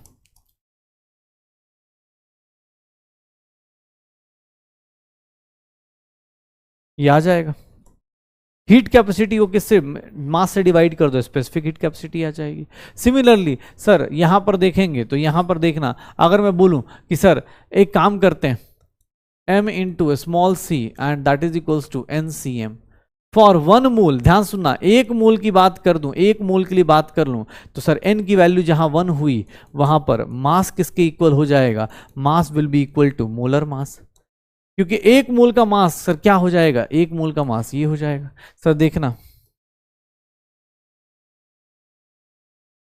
तो इससे मेरा पास क्या आ जाएगा, molar heat capacity, molar heat capacity is equals to, molar heat capacity किसकी इक्वल आ गई, specific heat capacity into, specific heat capacity into क्या आ जाएगा, मोलर मास। ये देख लो सर, सारा का सारा यूनिट का गेम है, सारा का सारा यूनिट का गेम है। आप इसका यूनिट ध्यान रखिएगा, आप यूनिट ध्यान रखेंगे आपका सारा काम हो जाएगा। अगर आपने यूनिट ध्यान रखा है, अगर आपने यूनिट ध्यान रखा है तो आप सारा गेम कर सकते हैं। ये देख लो ना, इसका क्या यूनिट होगा, जूल्स पर केल्विन होगा, जूल्स पर केल्विन होगा। इसका यूनिट जूल्स पर केल्विन पर ग्राम होगा या केजी होगा, पर मास होगा। इसका क्या यूनिट होगा, जूल्स पर केल्विन पर मोल होगा। आप यूनिट का ध्यान रखिए, अपने आप आंसर आएगा। ठीक है, तो ऐसे आंसर निकाल दीजिए। यही है अपने पास heat capacity, molar heat capacity. Sir 2 ही तरीके हैं सर, या तो सर लैटेंट हीट निकालना जाए, लैटेंट हीट में मास से निकालिए, लैटेंट हीट ऑफ फ्यूजन दिया हो, लैटेंट हीट ऑफ वेपराइजेशन दिया हो। यूनिट देख के यूनिट डायमेंशन लगाओ यार, मैं तो कहूंगा आप फिजिक्स में भी पढ़ते हो, यूनिट डायमेंशन लगाओ। ग्राम है तो इधर ग्राम लेना है, केजी है सर इधर ग्राम है तो इधर ग्राम लीजिए, इधर केजी है तो केजी लीजिए, मोल्स है तो मोल्स लीजिए, सीधी सी बात है। यहां देखिएगा सिर्फ टेम्परेचर है, जूल्स पर केल्विन है तो सिर्फ टेम्परेचर लीजिए। यहां पर क्या है, जूल्स पर केल्विन पर केजी है तो टेम्परेचर और क्या लीजिए, मास लीजिए। सर यहां देखिएगा जूल्स पर केल्विन पर मोल है तो टेम्परेचर और क्या ले लीजिए, मोल्स ले लीजिए, हो गया। करते रहिए क्वेश्चंस। एनसीईआरटी में आपको क्वेश्चंस दिख जाएंगे, एनसीईआरटी में ये क्वेश्चंस आपको इस तरह के क्वेश्चंस दिख जाएंगे। रीजन क्या है कि एनसीईआरटी ने ये वाले क्वेश्चंस दिए हुए हैं।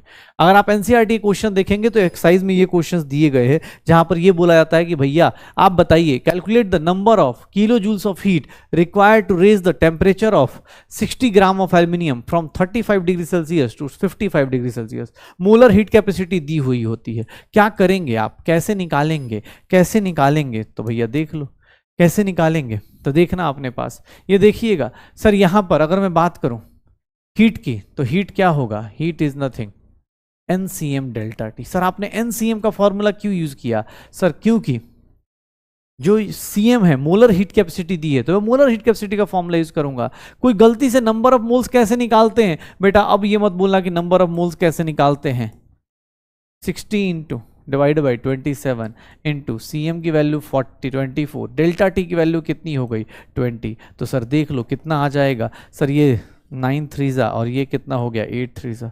ठीक है, अब सर ये 3 3 और ये कितना हो गया 20, तो कितना हो गया 400, 3200 by 3। Sir 3200 by 3 1066.67 kilo joules, sorry joules आ गया।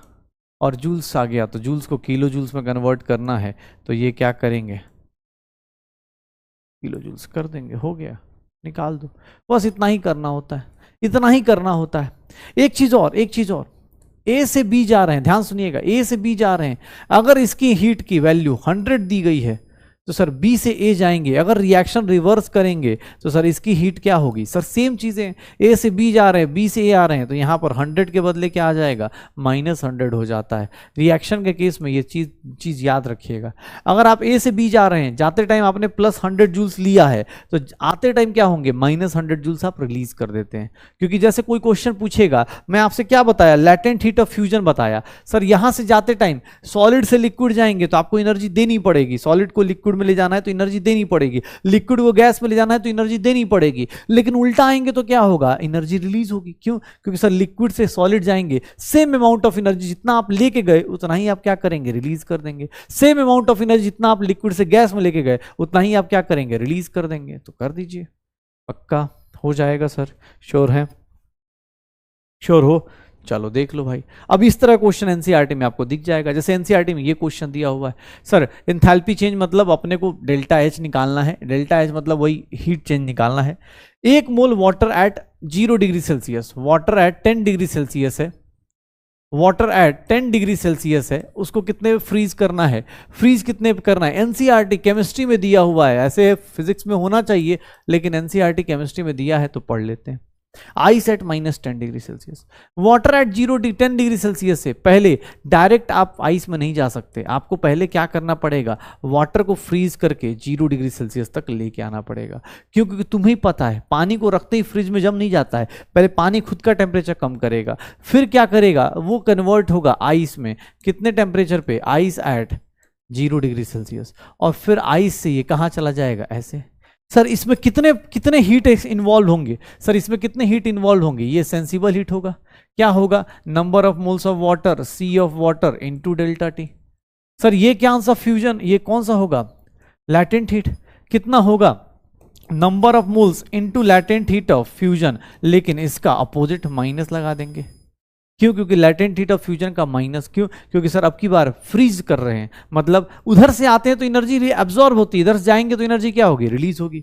और देखिएगा आइस, ये क्या होगा सर, इसका sensible heat, number of moles of ice, C of ice into delta T, ठीक है, इनटू डेल्टा टी, यही होगा पक्का। तो ये देख लो भाई, क्या करें अब सर, क्या करें, तो इसके लिए क्या होगा, तो वही कुछ नहीं सर, C की वैल्यू दी हुई है, सर टोटल हीट निकालना है, सर टोटल हीट, इसको QS1 कर देता हूं, इसको QS2, चलो sir QS1 plus QL plus QS2 निकालो। QS1 कैसे आएगा, sir number of moles of water, number of moles of water कितना है 1, सी ऑफ वाटर कितना है, वाटर लिक्विड में, देखो लिक्विड में दिया है, सॉलिड में दिया है, सी ऑफ वाटर कितना है 75.3, डेल्टा टी की वैल्यू कितनी होगी, फाइनल माइनस इनिशियल होगा, 0 -10 माइनस नंबर ऑफ मोल्स कितना है 1, लैटेंट हीट ऑफ फ्यूजन कितना है सर 603 जूल्स, और इसके आगे क्या लगा दूंगा माइनस, क्यों, क्योंकि सर नेगेटिव लेना पड़ेगा। अब क्या उल्टा फ्रीज कर रहे हो आप, सामने वाले को फ्रीज करोगे तो एनर्जी क्या होगी, रिलीज होगी। उल्टा आते, सॉलिड से लिक्विड आते तो एनर्जी देते। ये जो दिया हुआ है फ्यूजन एंथैल्पी, ये किसकी दी हुई है, आइस से वाटर में आने की दी है, उल्टा जाएंगे तो माइनस करना पड़ेगा। और यहां पर देखेंगे उसका case, number of moles of ice, C ice का ये कितना हो गया 36.8, और डेल्टा टी कितना हो जाएगा -10 -0, यही होगा सर। सब के सब ये देखिएगा निगेटिव में आ गए, 753, 6030, और ये कितना हो गया 368। सर जो भी आएगा 8 3 11 8 3 11 5 3 8 और 6 8 6 14 15 हो गया, 7 3 7 3 10 10 और 11 और कितना हो गया सर, इसका वैल्यू देखेंगे -7.151 किलो जूल्स। ये एनसीईआरटी का क्वेश्चन है, आपको मिल जाएगा। एनसीईआरटी एक साइज में क्वेश्चन दिया हुआ है, इसीलिए हम सब कुछ ये पढ़ रहे हैं। हीट निकालने के दो तरीके, सेंसिबल हीट और लैटेंट हीट। सेंसिबल हीट निकालते टाइम डेल्टा टी देखते हैं, लैटेंट हीट निकालते टाइम डेल्टा टी देखने की जरूरत नहीं, क्योंकि latent heat sir constant temperature पे आता है, लैटेंट हीट कॉन्स्टेंट टेम्परेचर पे आता है, तो टेंशन नहीं है, टेंशन नहीं है उसके केस में, पक्का सर देख लो। अब आते हैं हीट की कहानी हो गई तो हमारे पास दूसरा पाथ फंक्शन आता है that is known as work. Work क्या है सर? ये क्या है? Quantity of energy when a system changes its state by changing pressure and volume. Sir ये भी पाथ डिपेंडेंट क्वांटिटी है, ये भी क्या है? पाथ डिपेंडेंट क्वांटिटी है। सर ये भी क्या है? पाथ डिपेंडेंट क्वांटिटी है। ये भी क्या है? पाथ डिपेंडेंट क्वांटिटी है। अगर देखेंगे वर्क के साथ, तो वर्क को हम लोग फिजिक्स में लिखते हैं, वर्क फिजिक्स में लिखा जाता है, ध्यान सुनिएगा, वर्क को फिजिक्स में लिखा जाता है सर फोर्स इनटू डिस्प्लेसमेंट लिखा जाता है। हम लोग यहाँ फोर्स नहीं लेते क्योंकि ऑब्वियस हम फिजिक्स में नहीं, केमिस्ट्री में पढ़ रहे हैं, हमारे पास गैस होगा तो सर हम लोग क्या करते हैं? ऐसा कर देते हैं, एरिया से डिवाइड और एरिया से मल्टीप्लाई। फोर्स अपॉन एरिया को क्या बोलते हैं? Pressure. Area into change in length को क्या बोल देते हैं? Delta we. लेकिन सर याद रखिएगा इन केमिस्ट्री, ये फिजिक्स का वर्क डन है, इन केमिस्ट्री वर्क डन का फॉर्मूला जो होता है वो minus P external delta V या फिर minus P external V final minus V initial होता है। ये क्या हो जाएगा इन केमिस्ट्री? ये होगा इन केमिस्ट्री, ये हो जाता है। सर वर्क डन कितना होगा? Minus P external delta V minus P external V final minus V initial, ये हो जाएगा इन केमिस्ट्री। क्यों निगेटिव साइन क्यों लेते हैं? ये निगेटिव साइन क्यों लगा? इसके पीछे का लॉजिक ना आपको अगर ज्यादा लगना हो, सर ये निगेटिव साइन लगाया जाता है टू फॉलो आईयूपीएसी कन्वेंशन, और कुछ भी नहीं है। क्यों? क्योंकि आईयूपीएसी का एक सिंपल सा कन्वेंशन है, ध्यान सुनिएगा, अभी अभी करके भी दिखा दूंगा। वर्क डन जो होगा, work done is minus P external delta V या फिर minus P external V final minus V initial. ये नेगेटिव साइन इसलिए लगता है, फिजिक्स में नहीं लगाते हम लोग, फिजिक्स का वर्क डन इसीलिए हमारा केमिस्ट्री के वर्क डन से अलग हो जाता है। फिजिक्स में क्या है सर? फिजिक्स में work done P delta V होता है, हमारे पास बोलते हैं minus P external, negative sign लगाते हैं ताकि हम क्या कर पाए सर? हम आईयूपीएसी कन्वेंशन को फॉलो कर पाए। क्यों? क्योंकि आईयूपीएसी कन्वेंशन क्या बोलता है, ध्यान सुनिएगा।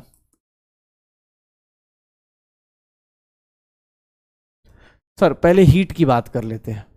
हीट गिवन टू सिस्टम, या फिर अगर ऐसा लिख दिया जाए heat absorbed by the system, heat given to system या heat absorbed by system, heat given to system या हीट एब्जॉर्ब्ड बाय सिस्टम, ये अगर बोल दिया जाए heat given to system heat absorbed by system, अगर ऐसा कुछ लिखा जा रहा है तो इसको हम लोग क्या बोलेंगे? पॉजिटिव बोलेंगे। ये क्या कहलाएगा? पॉजिटिव कहलाएगा कि सर ये पॉजिटिव चेंज है। हीट गिवन टू सिस्टम या हीट एब्जॉर्ब्ड बाय सिस्टम, इसको साइन कन्वेंशन से क्या लेंगे? पॉजिटिव, क्योंकि सिस्टम को एनर्जी मिल रही है। आईयूपीएसी ने सिंपल सा बोला कि भाई अगर तुम सिस्टम को एनर्जी दोगे तो उसको क्या लोगे? पॉजिटिव लोगे। और अगर उल्टा हो जाए हीट रिलीज्ड बाय सिस्टम, अगर सिस्टम ने रिलीज करा, या फिर heat given out by system, heat release by system या हीट गिवन बाय सिस्टम, ये किसके इक्वल होगा? नेगेटिव। ये किसके इक्वल हो जाएगा? नेगेटिव के। किसके इक्वल हो जाएगा? नेगेटिव के। तो देख लो ये पॉजिटिव एक नेगेटिव हो गया, एक पॉजिटिव एक नेगेटिव। सर ये सिंपल सा आईयूपीएसी कन्वेंशन था जिसको फॉलो करा गया। बोला गया कि भैया अगर सिस्टम को एनर्जी मिल रही होगी तो उसको पॉजिटिव लेंगे, और सिस्टम को अगर एनर्जी नहीं मिलेगी तो उसको क्या ले लेंगे? नेगेटिव ले लेंगे। अगर सिस्टम ने लूज किया तो नेगेटिव, सिस्टम में मिला तो उसको क्या ले लेंगे? पॉजिटिव ले लेंगे। सिस्टम को मिला तो उसको क्या ले लेंगे? पॉजिटिव ले लेंगे। ये साइन कन्वेंशन आईयूपीएसी ने तय किया। अब हीट तो ऐसा फॉलो कर रहा है, फिजिक्स वाले इसको फॉलो करते हैं, बोलते हैं हाँ बहुत बढ़िया ये चीज तो हम भी फॉलो करेंगे। लेकिन केमिस्ट्री में फिजिक्स वाले क्या करते हैं? आईयूपीएसी की बात नहीं मानते। क्यों? क्योंकि सर वो बोलते हैं आईयूपीएसी हमारी ऑर्गेनाइजेशन नहीं हो तो केमिस्ट्री वाली ऑर्गेनाइजेशन है, हम क्यों उनकी बात माने? क्योंकि आईयूपीएसी क्या बोलता है, ध्यान सुनना, आईयूपीएसी क्या बोलता है कि भैया तुम एक बात बताओ, तुम बोल रहे हो कि एनर्जी सिस्टम अगर लूज करेगा तो उसको नेगेटिव लेंगे, और अगर एनर्जी सिस्टम गेन करेगा तो उसको पॉजिटिव लेंगे। चलो ध्यान सुनना, work done by the system, ध्यान सुनिएगा, work done by the system. System अगर वर्क करेगा तो मतलब क्या होगा? एक्सपेंशन करेगा। सिस्टम अगर वर्क करेगा तो एक्सपेंशन करेगा। एक्सपेंशन का मतलब क्या हो गया कि सर फाइनल वॉल्यूम जो होगा वो इनिशियल वॉल्यूम से ज्यादा होगा, फाइनल वॉल्यूम इनिशियल वॉल्यूम से ज्यादा होगा। चलो work done by the system, अगर आप कन्वेंशन नहीं फॉलो करोगे तो आप P delta V, V final minus V initial. Sir अगर आप फाइनल फॉलो नहीं करोगे पी डेल्टा वी में तो एक बात बताओ सर, ये वैल्यू क्या आ जाएगी? पॉजिटिव। ये प्रेशर हमेशा क्या रहेगा? पॉजिटिव। तो sir work done by the system आपका क्या आ जाएगा? पॉजिटिव। अगर सिस्टम वर्क कर रहा है तो भैया सिस्टम तो एनर्जी लूज करेगा ना, सिस्टम को क्या करना पड़ेगा? एनर्जी लूज करना चाहिए। अगर मैं बोल रहा हूं मैं खूब सारा एक्सपेंशन कर रहा हूं, तोड़फोड़ कर रहा हूं, तो भैया मेरा एनर्जी क्या होना चाहिए? कम होना चाहिए था। सर ये तो बोल रहा है पॉजिटिव, इसी के लिए सर यहाँ पर क्या लगाया गया, नेगेटिव साइन लगाया गया। अगर आपसे केमिस्ट्री में पूछा जाए तो work done by the system, अगर सिस्टम वर्क करेगा, सिस्टम अगर वर्क करेगा तो उसको क्या बोलेंगे, नेगेटिव साइन बोलेंगे। सिस्टम वर्क करेगा तो उसको क्या लेंगे, नेगेटिव। क्यों, क्योंकि देख लो इसीलिए नेगेटिव पुट किया गया। आप देखो ना, अगर आप ये फॉर्मूला यूज करोगे तो फिजिक्स वाले इसी को कंट्राडिक्ट करते हैं। उनके हिसाब से हीट गिवन टू सिस्टम भी पॉजिटिव है और work done by the system भी पॉजिटिव है। उनका अलग ही लेवल है। वो बोलते हैं मैं यूपीएससी की बात क्यों माने, जबकि आईयूपीएससी ने सीधा सीधा समझाया, प्यार समझाया। अभी तक समझ में नहीं आ रहा उन लोगों को कि भैया तुम सिस्टम अगर एनर्जी गेन करेगा, सिस्टम को एनर्जी गेन करोगे तो उसको पॉजिटिव लोगे, सिस्टम एनर्जी लूज करेगा तो नेगेटिव लेंगे। नहीं नहीं नहीं नहीं, ये work done by the system है। तुम्हें भी दिख रहा है सिस्टम अगर वर्क करेगा एनर्जी लूज करेगा। चलो अब एक काम करो, उल्टा सोचो, work done on the system सोचो, work done on the system सोचो, work done on the system, work done on the system. System पे वर्क हो जाए मतलब सिस्टम के ऊपर कोई वर्क कर रहा है, मतलब क्या कर रहा है, कंप्रेशन कर रहा है, कंप्रेस कर रहा है, मतलब फाइनल वॉल्यूम।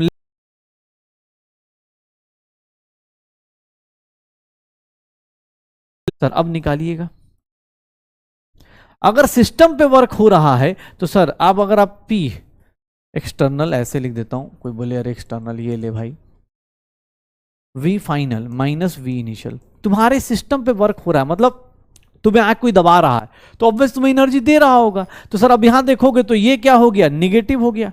सर ये निगेटिव, ये पॉजिटिव, निगेटिव मतलब तुम्हें कोई एनर्जी दे रहा है, तुम बोलो निगेटिव लूंगा। नहीं सर, आपको ये क्या लेना पड़ेगा, इसलिए माइनस लगाया गया।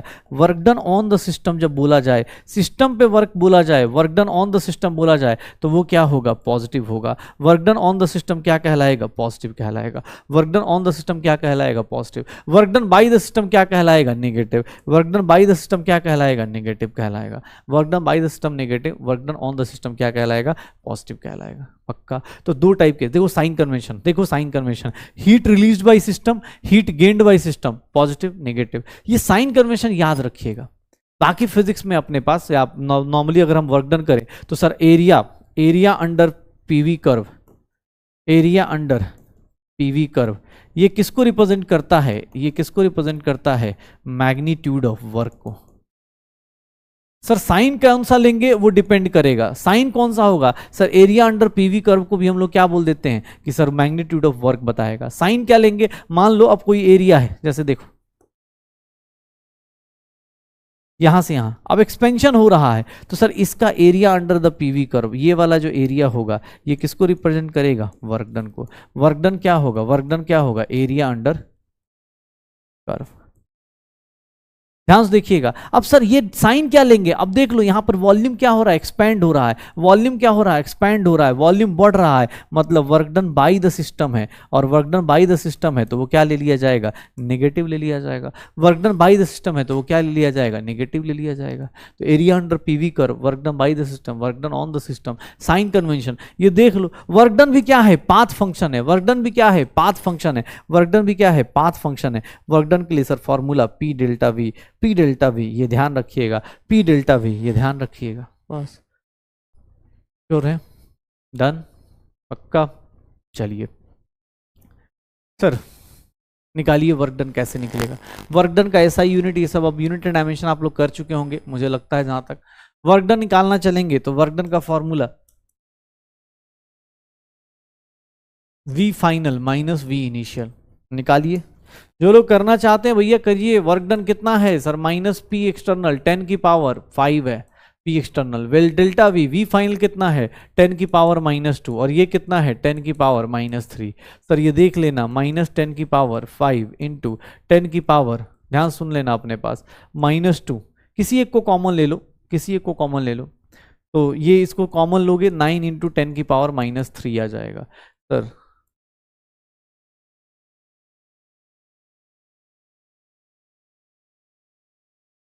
सर एक्सपेंशन हो रहा है तो ऑब्वियस है वर्क डन क्या होगा, नेगेटिव ही होगा। तो पॉजिटिव वाले को हटा देना, क्योंकि जान जाना थर्मोडायनेमिक्स के जितने भी क्वेश्चंस आते हैं, जितने भी क्वेश्चंस आएंगे थर्मोडायनेमिक्स पे, वो सारे के सारे थर्मोडायनेमिक्स जितने भी क्वेश्चंस आएंगे वो सारे के सारे क्या आएंगे सर, सेम आंसर लेकिन साइन और अपोजिट, सर सेम आंसर, अब यूनिट अलग अलग, तो ध्यान रखिएगा सर यहाँ पर -900 इज द करेक्ट ऑप्शन। क्यों? क्योंकि सर ये SI यूनिट ले रहे हैं, वर्क डन का SI यूनिट क्या होता है सर? पास्कल। याद रखिएगा, हमने पढ़ा भी है, डिफरेंस याद भी रखा है, पास्कल होता है न्यूटन पर मीटर स्क्वायर, ये सब चीजें, तो ये सब ध्यान रखिएगा। अदरवाइज आपने थोड़ा भी ऊपर नीचे किया बस आपका गया, फिर आपका फिर वर्क डन का आंसर गलत आ जाएगा। -P external delta V। Area under the curve बोलेगा, एरिया अंडर द कर्व निकाल देना पक्का, वर्क डन आ जाएगा।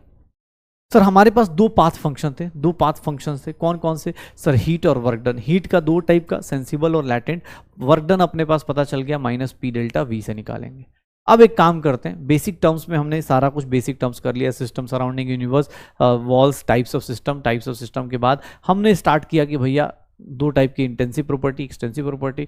इंटेंसिव प्रॉपर्टी कैसी होती है, एक्सटेंसिव प्रॉपर्टी कैसी होती है, दोनों को रिलेट कैसे करते हैं, ये चीज़ें करी। फिर हम लोगों ने ये भी देखा कि भैया हमारे पास पाथ फंक्शन होते हैं, एक स्टेट फंक्शन होते हैं। पाथ फंक्शन दो ही हमारे सिलेबस में, हीट और वर्क डन, वो हमने पढ़ लिया। अब हमारे पास कौन आता है, तो अब हमारी ज़िंदगी में कौन आएगा, तो वहाँ पर देखोगे अब हमारी लाइफ में कौन आएगा, तो जीरोथ लॉ ऑफ थर्मोडायनेमिक्स आएगा। जीरोथ लॉ ऑफ थर्मोडायनेमिक्स क्या बोलता है? जीरोथ लॉ ऑफ थर्मोडायनेमिक्स क्या बोलता है? बहुत डिफिकल्ट लॉ है, सबसे मतलब क्या ही बोला जाए, इस लॉ को क्या बोलते हैं? Zeroth law of thermodynamics. किस पे बेस्ड है sir? Based on law of thermal equilibrium. ये किस पे बेस्ड है? थर्मल इक्विलिब्रियम पे बेस्ड है, based on thermal equilibrium, law of thermal equilibrium. ये थर्मल इक्विलिब्रियम पे बेस्ड है। क्या बोलता है देखना भाई, इतना डिफिकल्ट रूल, इतना डिफिकल्ट रूल देखना। ये बोलता है कि सर अगर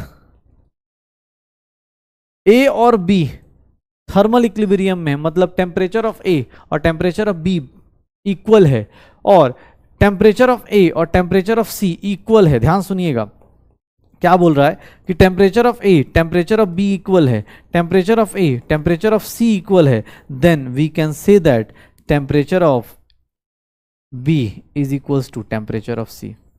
इसी को बोलते हैं law, zeroth law of thermodynamics, इसी को बोलते हैं जीरोथ लॉ ऑफ थर्मोडायनेमिक्स। देखना भाई कितना डिफिकल्ट लॉ है। Temperature of A is equals to temperature of B, temperature of ये इसके बार इक्विलिब्रियम में है, ये इसके साथ थर्मल इक्विलिब्रियम में है। थर्मल इक्विलिब्रियम का मतलब होता है दोनों लोगों का टेम्परेचर क्या हो जाए, इक्वल। अगर मैं बोलूं कि मैं तुम्हारे साथ थर्मल इक्विलिब्रियम, मतलब मेरा टेम्परेचर तुम्हारे टेम्परेचर के इक्वल हो जाएगा। थर्मल इक्विलिब्रियम, ए बी के साथ थर्मल इक्विलिब्रियम है, ए सी के साथ थर्मल इक्विलिब्रियम है, तो वी कैन से दैट कि B and C system is also in thermal equilibrium. क्या लॉ है, क्या शानदार लॉ है सर। यही सब स्टेटमेंट दिया गया है कि sir two objects at different temperature in thermal contacts with each other tends to move toward the same temperature, या फिर when two bodies A and B have equality of temperature with a third body then they have equality of temperature with each other.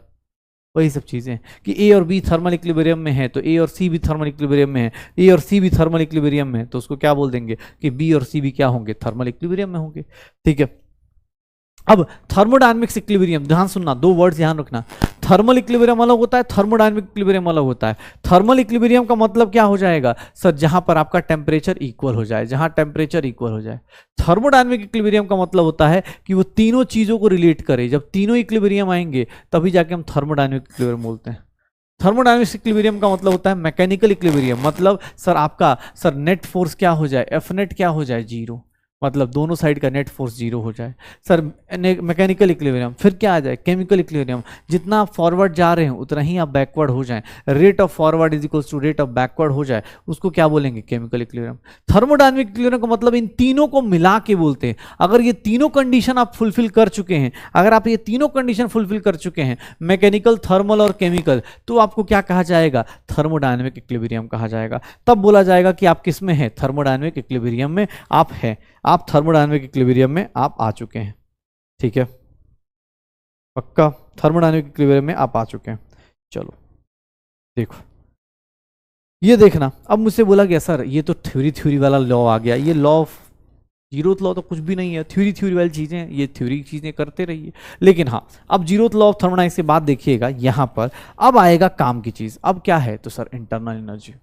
Internal energy को you से represent करेंगे, कहीं कहीं हो सकता है, हम लोग ई से रिप्रेजेंट करें, कहीं कहीं ई से भी रिप्रेजेंट करेंगे। इंटरनल एनर्जी क्या है कि सर जितनी भी अपने अंदर जितनी भी पॉसिबल टाइप्स ऑफ एनर्जी, जितनी भी अपने अंदर जितनी पॉसिबल फॉर्म्स ऑफ एनर्जी हो सकती है उन सबको जोड़ दीजिए, सारे के सारे टाइप्स ऑफ एनर्जी को जोड़ दीजिए, मतलब vibrational, rotational, kinetic, translational, sir जो भी न्यूट्रॉन का, इलेक्ट्रॉनिक एनर्जी, सब कुछ जोड़ दीजिए, जितनी भी अंदर की एनर्जी है, मैं बोल रहा हूं ये वाइब्रेशन हो रहा है, साउंड की एनर्जी, सब कुछ जोड़ जा दीजिए, ये क्या कहलाएगी? इंटरनल एनर्जी कहलाएगी।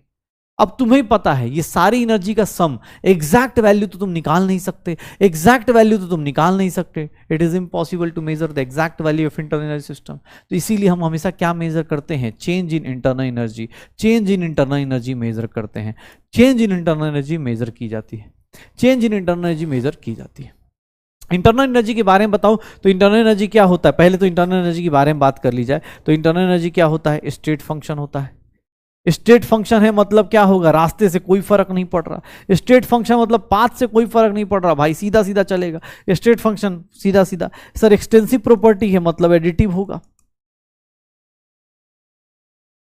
एक्सटेंसिव प्रॉपर्टी है सर एडिटिव होगा। सर यू और ई देख लीजिए अपने पास, जब भी आपको मिले यू और ई के बारे में तो आप ये बात ध्यान रखिएगा, यू और ई के बारे में ध्यान रखिएगा कि सर ये चीज़ें आएंगी, ये चीज़ें आएंगी, पक्का हो जाएगा। सर एक्सटेंसिव प्रॉपर्टी है, स्टेट फंक्शन है, सर पाथ पे डिपेंड नहीं करेगा, इसीलिए देख लो एक क्वेश्चन देखना, ध्यान से देखिएगा।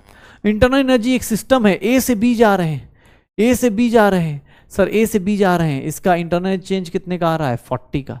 Sir system goes from A to B by a reversible reaction, आते टाइम इरिवर्सिबल रिएक्शन से जा रहा हो, what will be the change in internal energy? Sir what will be the change in net change in internal energy? क्या change होगा? Sir returns to state A, शुरुआत से गए, शुरू से जहां से गए, ध्यान सुनिएगा, यहां से गए ए से, यहां से गए सर बी पे गए, इस रास्ते से गए, सर इसमें कितने का जूल जाएगा? 40 किलो जूल का। तो बी से ए जाएंगे तो कितने का चेंज आएगा? 40 किलो जूल्स का, यही आएगा शायद। अगर ये प्लस होगा तो ये माइनस होगा, माइनस होगा तो प्लस होगा, और क्या होगा? इंटरनल एनर्जी का चेंज मतलब क्या हो गया? इक्वल। अरे भैया इक्वल हो जाएगा ना यार, ठीक है, इक्वल हो जाएगा तो कितना चेंज आएगा? Sir what would be the net change in internal energy? Sir अगर आप सीधा सीधा देखिएगा, ए से बी गए, बी से ए आए, सर ओवरऑल आप कहाँ पहुंच गए? यहीं पर पहुंच गए, सर जहां से चले वहीं पहुंच गए, तो आपके अंदर चेंज कितने का आएगा? 0 का। चेंज कितने का आएगा? 0 का, क्योंकि चेंज ही नहीं हुए ना, गए, रिवर्सिबल से जाइए इरिवर्सिबल जाइए, कोई फर्क नहीं पड़ रहा, रास्ता कोई भी हमें कोई फर्क नहीं पड़ रहा, आप गए और आ गए, आप जहां चले वहीं आ गए, तो हम क्या बोलेंगे कि भैया आप क्या हो गए, आपका वैल्यू में चेंज ही नहीं आया, जहां से चले वहीं पहुंच गए, तो फिर कोई चेंज ही नहीं आया। इंटरनल एनर्जी के एग्जैक्ट वैल्यू नहीं निकाल सकते, लेकिन हाँ इंटरनल एनर्जी की चेंजेस किसके कारण, जैसे मान लो तुम्हारी इंटरनल एनर्जी क्या है? तुम्हारा मोटिवेशन, तुम्हारा डिसिप्लिन, ये कहाँ से डिसाइड होता है? ये डिसाइड कैसे होता है? मोटिवेशन डिसिप्लिन डिसाइड कैसे होता है? तो ये डिसाइड होता है हमारी जिंदगी में, ध्यान से देखिएगा, ये डिसाइड होता है sir first law of thermodynamics, इसके बारे में बात करता है। फर्स्ट लॉ ऑफ थर्मोडायनेमिक्स ये डिसाइड करता है, फर्स्ट लॉ ऑफ थर्मोडायनेमिक्स ये किस पे बेस्ड होता है? Based on law of conservation of energy. ये बोलता है भैया हम कंजर्व करेंगे energy, energy. First law of thermodynamics का स्टेटमेंट देखोगे हंसी आएगी, भैया कुछ नहीं है सर, ये किस पे बेस्ड है? Law of conservation of energy पे। किसने दिया? सर मेयर और हेल्महोल्ट्ज ने, बहुत ज़्यादा काम की नहीं। इसकी स्टेटमेंट देख लो, ये स्टेटमेंट ऑलरेडी तुम्हें पता होती है, चाहे तुम फिजिक्स में पढ़ो चाहे कहीं पढ़ो, हमेशा लिखा होता है energy can neither be created nor be destroyed, total energy of the universe is constant, total energy of an isolated system remains constant throughout, it may change from one form to another form. ऐसा होता है पक्का। तो different statement ऐसे ऐसे दिखेंगे, different statements ऐसे ऐसे दिखेंगी, अपने पास करते रहिए, श्योर है। ये फर्स्ट लॉ ऑफ थर्मोडायनेमिक्स है। अब फर्स्ट लॉ ऑफ थर्मोडायनेमिक्स देखोगे तो कुछ नहीं, कहानी है, लेकिन एक्चुअली इसका मैथमेटिकल एक्सप्लेनेशन बहुत काम का है। मैथमेटिकल एक्सप्लेनेशन इसका काम का है, मैथमेटिकल फॉर्मुलेशन इसका काम का है। Mathematical formulation of first law of thermodynamics, first law of thermodynamics. अब फर्स्ट लॉ ऑफ थर्मोडायनेमिक्स इतना बार बार ना लिख के हम लोग इसको हम लोग ऐसे लिख देते हैं, अब बार बार ना लिख के तो हम लोग इसको लिख देते हैं फ्लॉट, ठीक है ना, क्योंकि बार बार फर्स्ट लॉ ऑफ थर्मोडायनेमिक्स कौन लिखेगा, तो हम लोग ऐसे लिख देते हैं, फर्स्ट लॉ ऑफ थर्मोडायनेमिक्स को फ्लॉट लिख देते हैं। सर इसने क्या बोला कि इंटरनल एनर्जी जो चेंज होगा ना, इंटरनल एनर्जी जो चेंज होगा, एनर्जी क्या रहेगी? कांस्टेंट।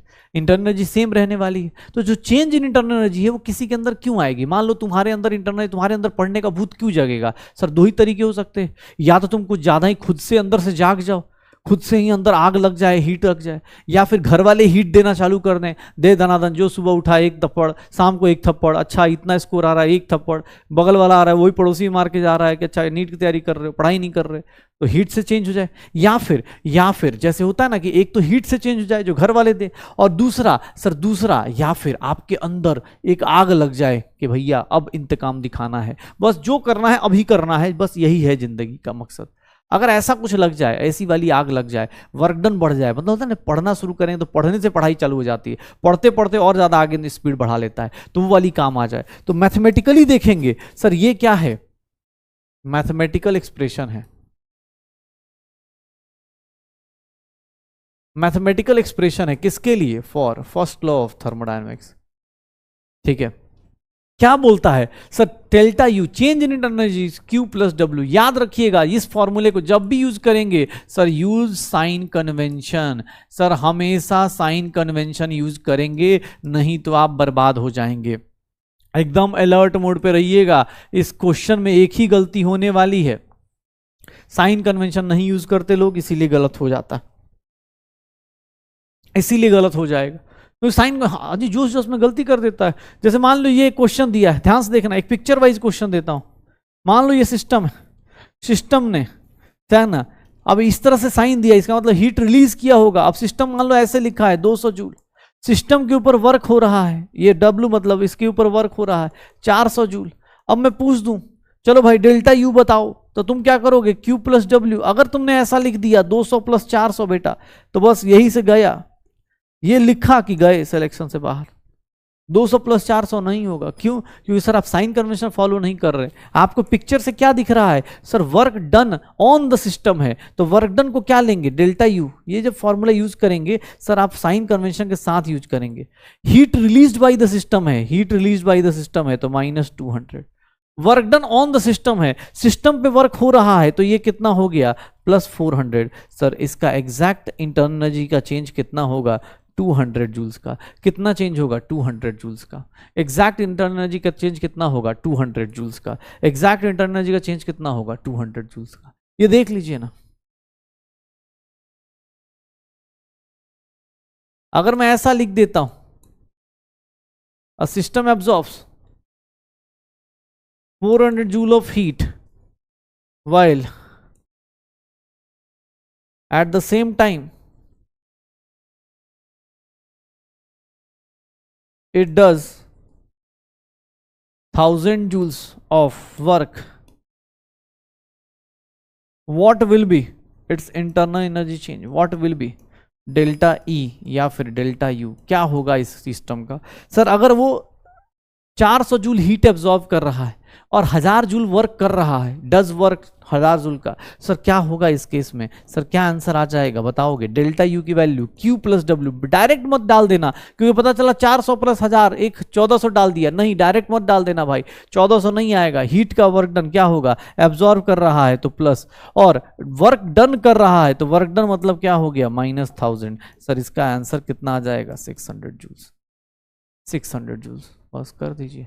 तो यही मैथमेटिकल फॉर्मुलेशन है। फर्स्ट लॉ ऑफ थर्मोडायनेमिक्स से आप क्या निकालते हैं, change in internal energy that is Q plus W, ये निकाल दिया जाता है, चेंज इंटरनल निकाल दिया जाता है that is Q plus W, और ये मैथमेटिकली हमारे पास ये निकल के आएगा, ये निकल के आएगा। पक्का देख लो, मैथमेटिकल फॉर्मुलेशन हो जाएगा सर, श्योर हो। चलो बताओ कौन सा स्टेट फंक्शन है इसमें से कौन सा स्टेट फंक्शन होगा, इसमें से स्टेट फंक्शन कौन सा होगा, क्या होगा स्टेट फंक्शन।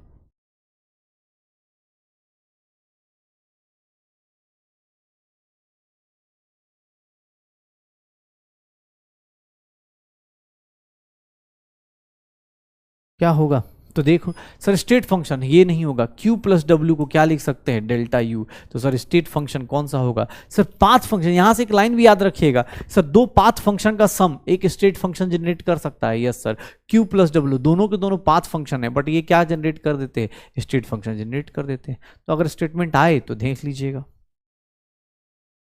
चलिए 1 मिनट रुकिए, इसके क्वेश्चंस होंगे, थोड़ा सा wait wait wait wait wait wait.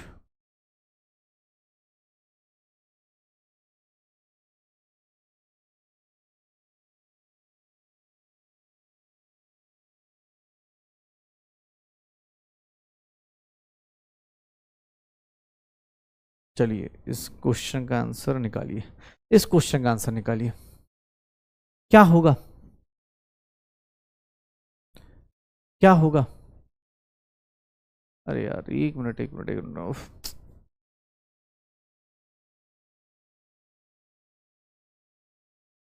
एक मिनट, जरूर जरूर जरूर।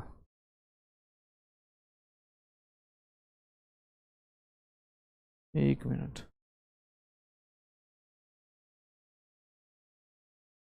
रुक जा, बस मुझे क्वेश्चन अरेंज करने दो।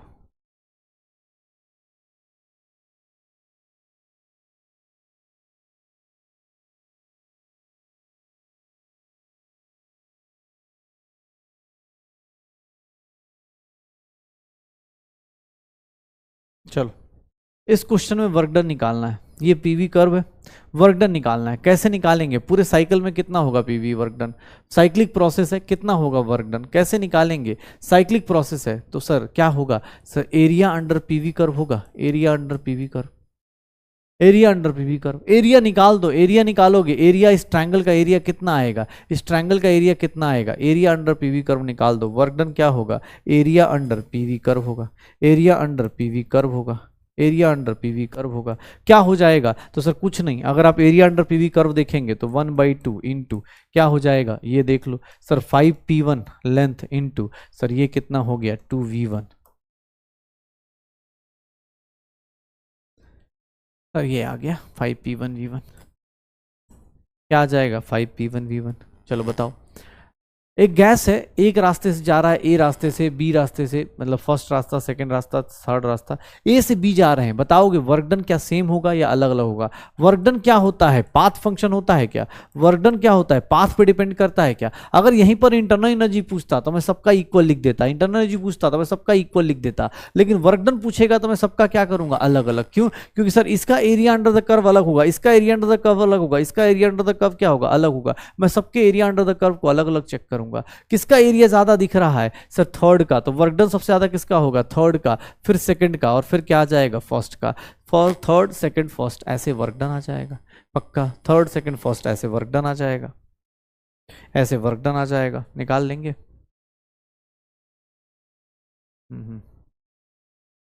चलो चलो चलो चलो चलो, एक दो और क्वेश्चन होंगे, कहाँ रख दिए भाई मैंने।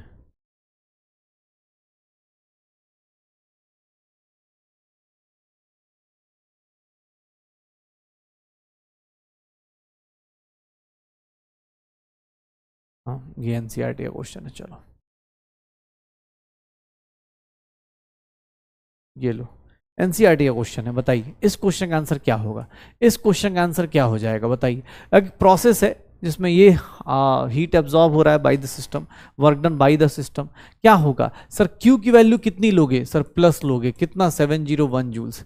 सर वर्क डन की वैल्यू करोगे तो वर्क डन की वैल्यू कितनी होगी, -394 जूल्स, यही होगा क्यू और वर्क डन ये हो गया। Sir work done by the system है तो नेगेटिव होगा। What is delta U, delta U is nothing Q plus W. Sir delta you क्या हो जाएगा, +701 -394 क्या हो जाएगा, सर ये देख लीजिए, ये 7 हो गया, 1 से 4 गया 7, और बाय द सिस्टम है ना, तो ठीक है, ये 7 हो गया, और कितना हो गया, ये 9 हो गया, तो 9 0 और 7 ये 6 हो गया, तो 6 3 कितना हो गया 307 +307 जूल्स, ये आ गया। इंटरनल एनर्जी का चेंज इतना ही आएगा, पक्का। तो मैथमेटिकली देखोगे तो कुछ ज्यादा नहीं, फर्स्ट लॉ ऑफ थर्मोडायनेमिक्स कुछ नहीं, लेकिन हाँ उसका एप्लीकेशन जो आएगा ना वो बड़ा खतरनाक आएगा, एप्लीकेशन जो आएगा वो बहुत खतरनाक आएगा। क्यों, क्योंकि सर अब यहां से स्टार्ट होगा थर्मोडायनेमिक्स का रियल मजा। थर्मोडायनेमिक्स का रियल मजा क्या है, तो ध्यान सुनिएगा, मैं एक एक करके प्रोसेस बताऊंगा, आप उस प्रोसेस को बस देखते जाइएगा। जैसे मैं प्रोसेस का नाम ले रहा हूं आइसोथर्मल प्रोसेस, जैसे ही मैंने बोला आइसोथर्मल प्रोसेस, इसका मतलब याद रखिएगा, आइसोथर्मल प्रोसेस का मतलब होता है कि सर आपका टेम्परेचर क्या हो जाएगा, कांस्टेंट, टेम्परेचर क्या हो जाएगा, कांस्टेंट। और अगर सच बताऊं तो टेम्परेचर क्या है, कांस्टेंट, डेल्टा टी की वैल्यू क्या हो गई 0। यहां पर एक चीज याद रखिएगा sir, for ideal gas, for ideal gas, ideal gas internal energy का जो चेंज होता है, इंटरनल एनर्जी का जो चेंज होता है वो किस पे डिपेंड करता है, डेल्टा टी पे। Delta U is directly proportional to delta T. अगर डेल्टा टी का टर्म ही जीरो हो गया तो आइडियल गैस में डेल्टा यू की वैल्यू किसके इक्वल आ जाएगी, zero for isothermal process. Isothermal process में आइडियल गैस की वैल्यू कितनी आ जाएगी, जीरो। डेल्टा यू की वैल्यू कितनी आ जाएगी। अब फर्स्ट लॉ ऑफ थर्मोडायनेमिक्स देखेंगे तो according to first law of thermodynamics delta U is nothing, Q plus W होता है। सर ये value zero, Q plus W is zero. जितना हीट, अगर आप प्लस हीट लेंगे मतलब इसका मतलब क्या हो गया सर, यहां पर heat absorbed by the system, जितना भी हीट एब्जॉर्ब करेगा सिस्टम वो क्या करेगा, heat absorbed by the system. System जितना हीट एब्जॉर्ब करेगा उतना ही work done by the system हो जाएगा। क्यों, क्योंकि सर आपका ना इंटरनल एनर्जी में चेंज क्या हो गया सर, जीरो हो गया। आपका इंटरनल में चेंज क्या हो गया, zero. Delta U is nothing, Q plus W. Sir ये देख लीजिए, इसका एक और स्टेटमेंट हो सकता है sir, work done is nothing minus Q लिख दिया जाए तो work done is nothing minus Q. Work done on the system, work done on the system, work done on the system, system पे जो वर्क होगा, work done on the system is equal to heat released out by the system, heat released by the system, heat released by the system। ये देख लो, तो जितना भी होगा देख लो अपने पास delta U. Sir isothermal process में क्या होता है कि आपका डेल्टा यू इंटरनल एनर्जी का चेंज क्या हो जाएगा, जीरो। हम हमेशा आइडियल गैस लेके चलते हैं तो आइडियल गैस में इंटरनल चेंज कितना हो जाएगा, जीरो। तो जितना भी आप हीट एब्जॉर्ब करेंगे वो वर्क डन करना पड़ेगा, या जितना आपके ऊपर वर्क डन होगा वो सारा का सारा हीट के फॉर्म में निकालना पड़ेगा, क्योंकि आपके पास ऑप्शन नहीं आएगी। आइसोथर्मल प्रोसेस में क्योंकि आपका टेम्परेचर कॉन्स्टेंट है तो sir PV is equals to NRT, और for as temperature is constant and number of moles, क्योंकि ऑब्वियस है नंबर ऑफ मोल्स ये दोनों के दोनों कांस्टेंट होंगे, उस केस में हम क्या बोल देंगे कि भैया तेरे पास PV is equals to constant. मतलब आप किसी गैस के लिए बोल सकते हैं P1V1 is equals to P2V2। Ideal gas में ये बोला जा सकता है। Pressure into volume, pressure is inversely proportional to volume, इसी को हम लोग बोलते थे बॉयल्स लॉ बोल देते थे, pressure is inversely proportional to volume. मतलब अगर आप यहाँ पर पीवी का ग्राफ बनाएंगे, अगर आप पीवी का ग्राफ बनाएंगे तो इनवर्सली प्रोपोर्शनल का ग्राफ आएगा, और जो इसका स्लोप आएगा, इस ग्राफ का जो स्लोप आएगा, इस ग्राफ का जो स्लोप आएगा यार, इस ग्राफ का जो स्लोप आएगा, ये जो स्लोप आएगा, ये स्लोप जो होगा, स्लोप ऑफ आइसोथर्मल ग्राफ, ये कितना होता है -P/V, या फिर इसी को बोल देते हैं dP/dV eight constant temperature and number of moles. Constant temperature and number of moles कितना इक्वल होगा, -P/V हो जाएगा। किसके इक्वल होगा, -P/V हो जाएगा। तो dP/dV constant temperature and number of moles पे कितना हो जाएगा, -P/V हो जाएगा। सर देख लो, सर आइसोथर्मल कंडीशन में कोई भी इंटरनल एनर्जी में कोई चेंज नहीं होने वाला है। यहां पर delta U zero, Q is equals to -W। Exam hall में ये सब पूछा जाता है। थर्मोडायनेमिक्स का जो रियल क्वेश्चन है दो ही टाइप के होते हैं, या तो न्यूमेरिकल ऐसा दे देगा जिसके ऑप्शंस ऊपर नीचे होंगे, इक्वल होंगे, आप फंस जाएंगे प्लस माइनस के साइन में, या फिर आपसे ये सब लाइन वाले क्वेश्चन पूछ दिए जाते हैं, सर किसमें क्या स्लोप होगा, किसका किस तरह का होगा, कहाँ पे कौन सा टर्म जीरो होगा। अभी आप प्रीवियस ईयर देखेंगे पता भी चल जाएगा, सर सेकेंड प्रोसेस देखें तो सेकेंड प्रोसेस को हम लोग बोल देते हैं आइसोकोरिक प्रोसेस का मतलब क्या हो जाएगा, आइसोकोरिक प्रोसेस का मतलब ध्यान सुनना, आइसोकोरिक प्रोसेस मतलब वॉल्यूम क्या हो गया, कांस्टेंट, डेल्टा वी की वैल्यू क्या हो जाएगी, जीरो। सर वॉल्यूम चेंज नहीं करेगा, डेल्टा वी की वैल्यू क्या हो जाएगी, जीरो। डेल्टा वी की वैल्यू क्या हो जाएगी, आइसोकोरिक प्रोसेस में डेल्टा वी की वैल्यू क्या हो जाएगी, जीरो। आइसोकोरिक प्रोसेस की बात करेंगे, सर एक बात बताओ, अगर डेल्टा वी जीरो तो वर्क डन क्या होता है, सर वर्क डन क्या हो जाएगा, zero. Sir first law of thermodynamics अगर आप लगाते हैं तो वहां पर डेल्टा यू जो होगा वो किसके इक्वल होगा, क्यू प्लस डब्ल्यू। सर ये टर्म क्या हो गया, जीरो। सर डेल्टा यू किसके इक्वल हो गया, हीट। और ये हीट क्या है, सर ये हीट लिख देंगे हीट एट कांस्टेंट वॉल्यूम लिख दें। क्यों, क्योंकि सर वर्क डन आपका वॉल्यूम क्या है, कांस्टेंट है। देख लो sir delta U is nothing, Q V. अच्छा एक बात बताओ, ये भी तो लिख सकते हैं, where n is number of moles, और सीवी क्या कहलाएगा sir, molar heat capacity at constant volume. याद करो अभी जस्ट फॉर्मूला पढ़ा था, molar heat capacity at constant volume, delta T. Sir Q का फॉर्मूला मोलर हीट कैपेसिटी के टर्म में निकाल सकते हैं, यही तो पढ़ा है अभी थोड़ी देर पहले ही तो पढ़ा है। सर क्यू क्या होता है, एन सी डेल्टा टी होता है। सर सीएम के बदले मैंने क्या पुट कर दिया, सीवी पुट कर दिया, क्यों, क्योंकि भैया molar heat capacity at constant volume लेना था।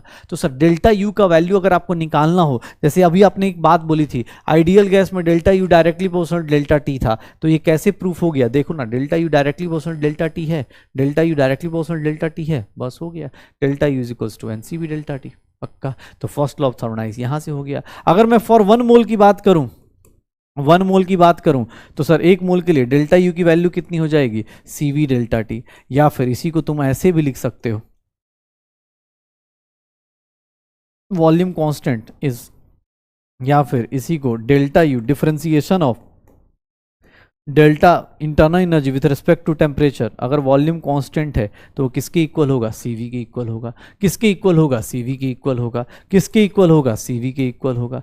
सर सीवी की वैल्यू क्या होती है वो भी पता चल जाएगी, लेकिन हाँ बस थोड़ा सा देख लेते, delta U n C V delta T.